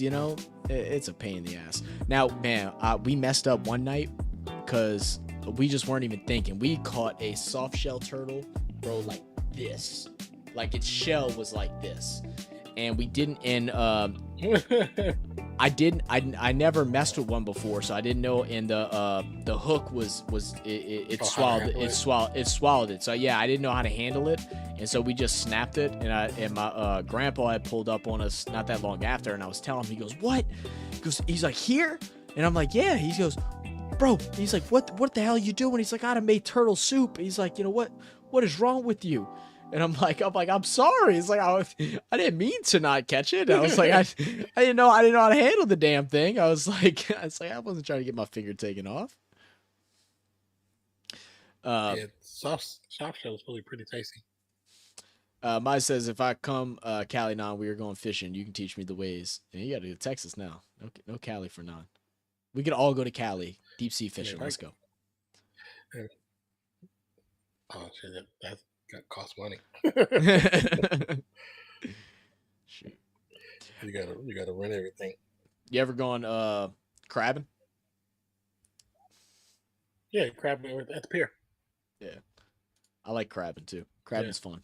Crabbing's fun because it's so easy. Like especially if they're in season. Like and you got yourself a good spot. Oh yeah. You line up like 10 little chicken drums on a string.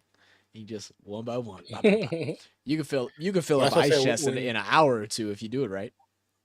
When we first go fishing, we just drop the lines really quick, and we get those bullheads. Take the bullheads, cut the bullheads open, and that becomes the bait. Yeah, that's the best way to do it. Time into the net, chuck that thing off the pier, tie the rope, let it sit there for like an hour, see what happens.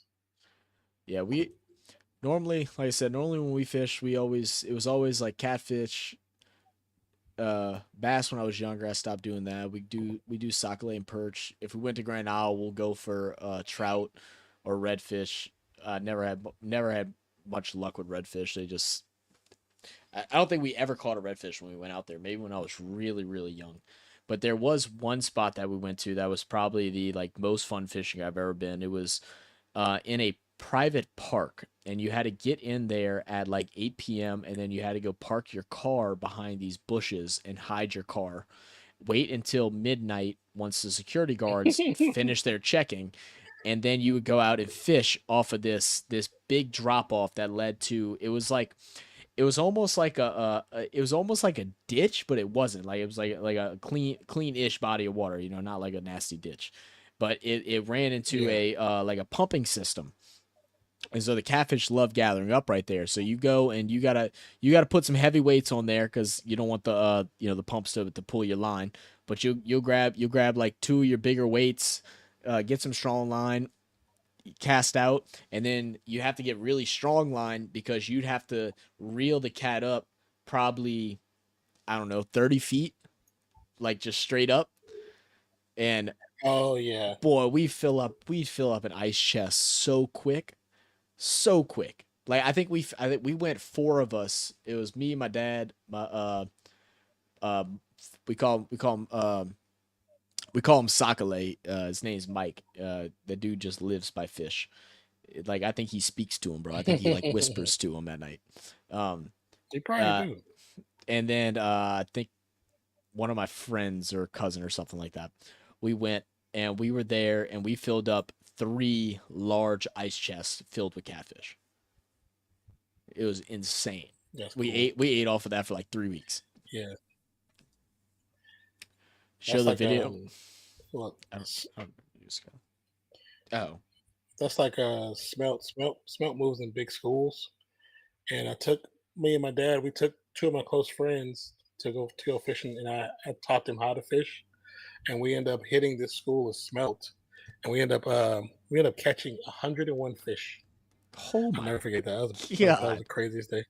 That's Yeah, nuts. yeah, we All caught right. 101 fish because it was so many of them. My mom had to fillet them on the front yard like we had to tear open black bags with the water hose, and she had to fillet them on the front yard. we had a neighbor that they had a boat and they would go out red fishing during season, and they would have their grill out like every evening, and they would just grill redfish for like the whole neighborhood because they had so much they couldn't fit it in their freezer. So much. So we would just pull up and be like I don't even remember the dude's name. He'd just be like, "Hey, y'all want redfish? We got like 20 of them cooking. We ain't eating it."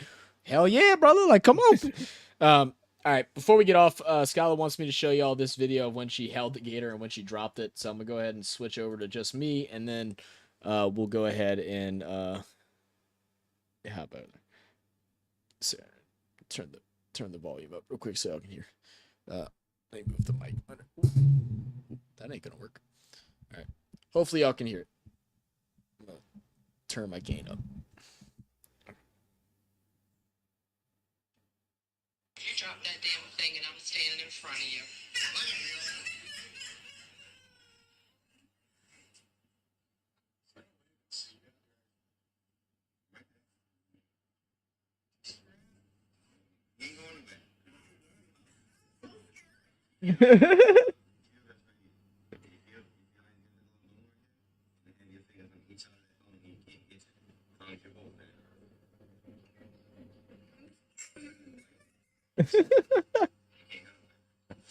With my bald head ass in the background.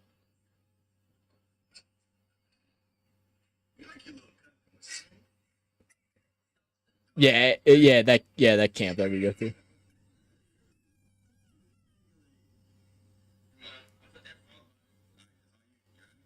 But just watch. Look, she's holding on to it with one hand.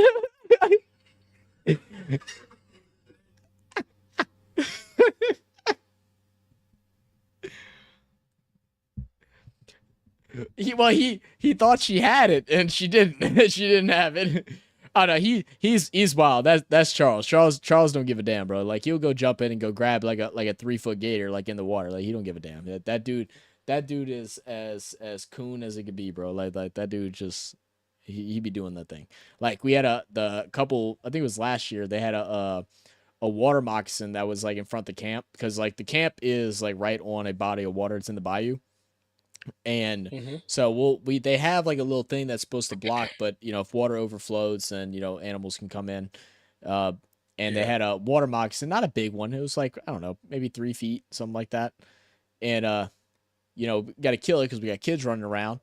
Bro, he goes down there and just grabs the thing, and I'm like, you are out your mind. That thing is so poisonous, and I don't play with snakes either. Like snakes is not my thing. I've Yeah. held Oh hell snakes, no. but Yeah. I don't play with them things, and I was scared Not my thing either, shitless. brother. I was scared shitless. But yeah, he just walked in. He's like, "Oh, don't worry, I'll go grab it." And we're like, "Bro, are you?" And like, it's not like he's in a stable thing. He's balancing on like little roots that we got the cypress trees. So he's like balancing on like little roots, trying to get the right timing to grab it. And I'm like, this dude's crazy. Oh yeah, no. When I went to Oklahoma to visit family, it's a little town called Tom, Oklahoma. And one of my cousins, well, one of the people I ended up finding out was a cousin. She lived in his house, and she had like a moccasin. Like she had so many. It was a bunch of them in her house. And so as my uncle is taking us around to introduce us to everybody because we ain't never met these people. She's out there with a BB gun on the porch, just sitting chilling, and she's killing them that's coming off the roof. And there's like three on this big ass snakes on the ground that she just shot as they kind of looked over the roof. It's like, yeah, you're crazy.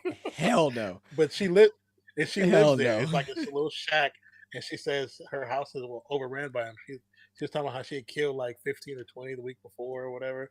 I was like, oh yeah, that you got a nest I'm somewhere in moving. your I'm house. moving. They ain't no way, dude. I don't play. Look, She wasn't moving nowhere. look, She y'all was like, gotta "It's my understand. house." I live next door to like a zoo lady. Like I've told this before on stream. A couple of y'all might have heard it, but a couple of the newer guys probably haven't. Yeah. I used to live next door to. They called her the Laplace Zoo, and the city that I live in is not a big city. There ain't no real zoo. This is a smaller than a like regular suburban house. Like this is just like a regular old house, 3 small bedrooms, living room, kitchen, and garage. This lady had 5 peacocks, 2 chinchillas that got into a fight one time and they ripped the eye out of the other chinchilla. She had 3 monkeys, Ginger, Cookie, and Joey. Ginger and Cookie were smaller monkeys. They lived in her house in a like huge bird cage. She would put diapers on them. They had jewelry, like they were decked out in like gold chains and stuff like that. She put them in costumes. Uh, Yeah. she had they breeded Rottweilers. She had a full size poodle, a miniature poodle.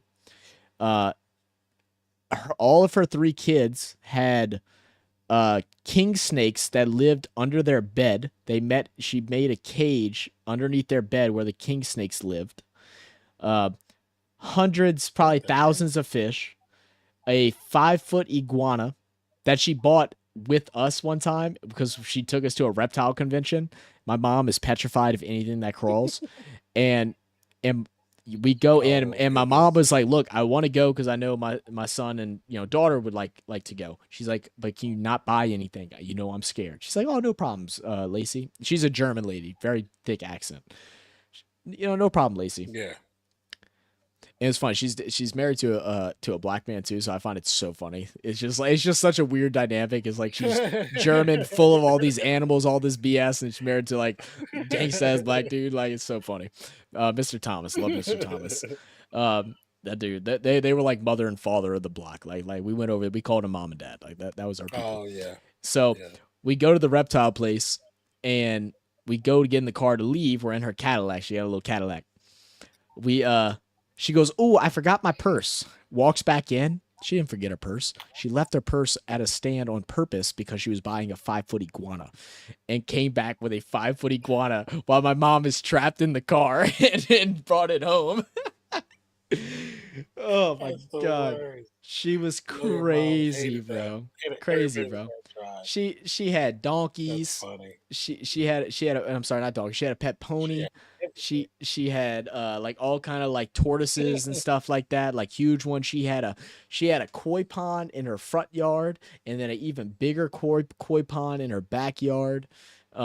Like she'd come over for like your neighbors would come over for coffee in the morning on Saturday or Sunday morning. They come over for coffee. She came over for coffee with Cookie on her left shoulder, Ginger on her right shoulder, the two monkeys, and then she'd be followed by her big poodle and her little poodle every morning to come eat lunch. Like that's or come That's come too funny. have coffee. That's how we live, bro. Man, crazy. She's like one of those that had the like designed bushes. Like she carved a bush to look like a swan. She had a bush that looked like Oh, wow. alligators. She had one that looked like a snake with a head, and she put a baby doll's head into the snake's mouth. That's so Her crazy. her mailbox was a bush sculpted blue herring, which is a big bird. It's a state Oh yeah, bird. bird. Yeah, Yeah, yeah. you know, it's Miss Yuta, man, love her to death, bro. And her, if y'all ever hear me That's talk about a funny. guy named Mikey, that's like my older brother. That's her son. Like that, those are the homies, man. So funny. That sounds fun though. Be a fun little area to grow up in though. Yeah, yeah, shit, yeah. But I don't play with them damn snakes. She used to try to get me to hold like the bull snakes Yeah. and stuff like that, and I know they're not poisonous, and I held it, but I was shaking in my boots, bro. I was scared as could be. Yeah, man. Forget them snakes. Anyway, guys, appreciate y'all. Thank y'all for joining in. Thank y'all for listening to our after stream talk. We haven't had one of these in a while. It's like I kept wanting to end it, but it was like we haven't done Yeah. this in so long that I was like, you know what, this feels right. It's been a little over a year since we started the stream. This is how we grew our stream in the first place. Was not because of our content, but because of our talks afterwards. So this was Our fun, man. conversation, yeah. Yeah. So we'll check y'all tomorrow, guys. Green Bay versus Lions. Make sure y'all tune in. Make sure y'all have those notification bells on. Make sure y'all subscribe. Make sure y'all hit that like button. All that good stuff. Much love to you guys. And cheers. Peace out.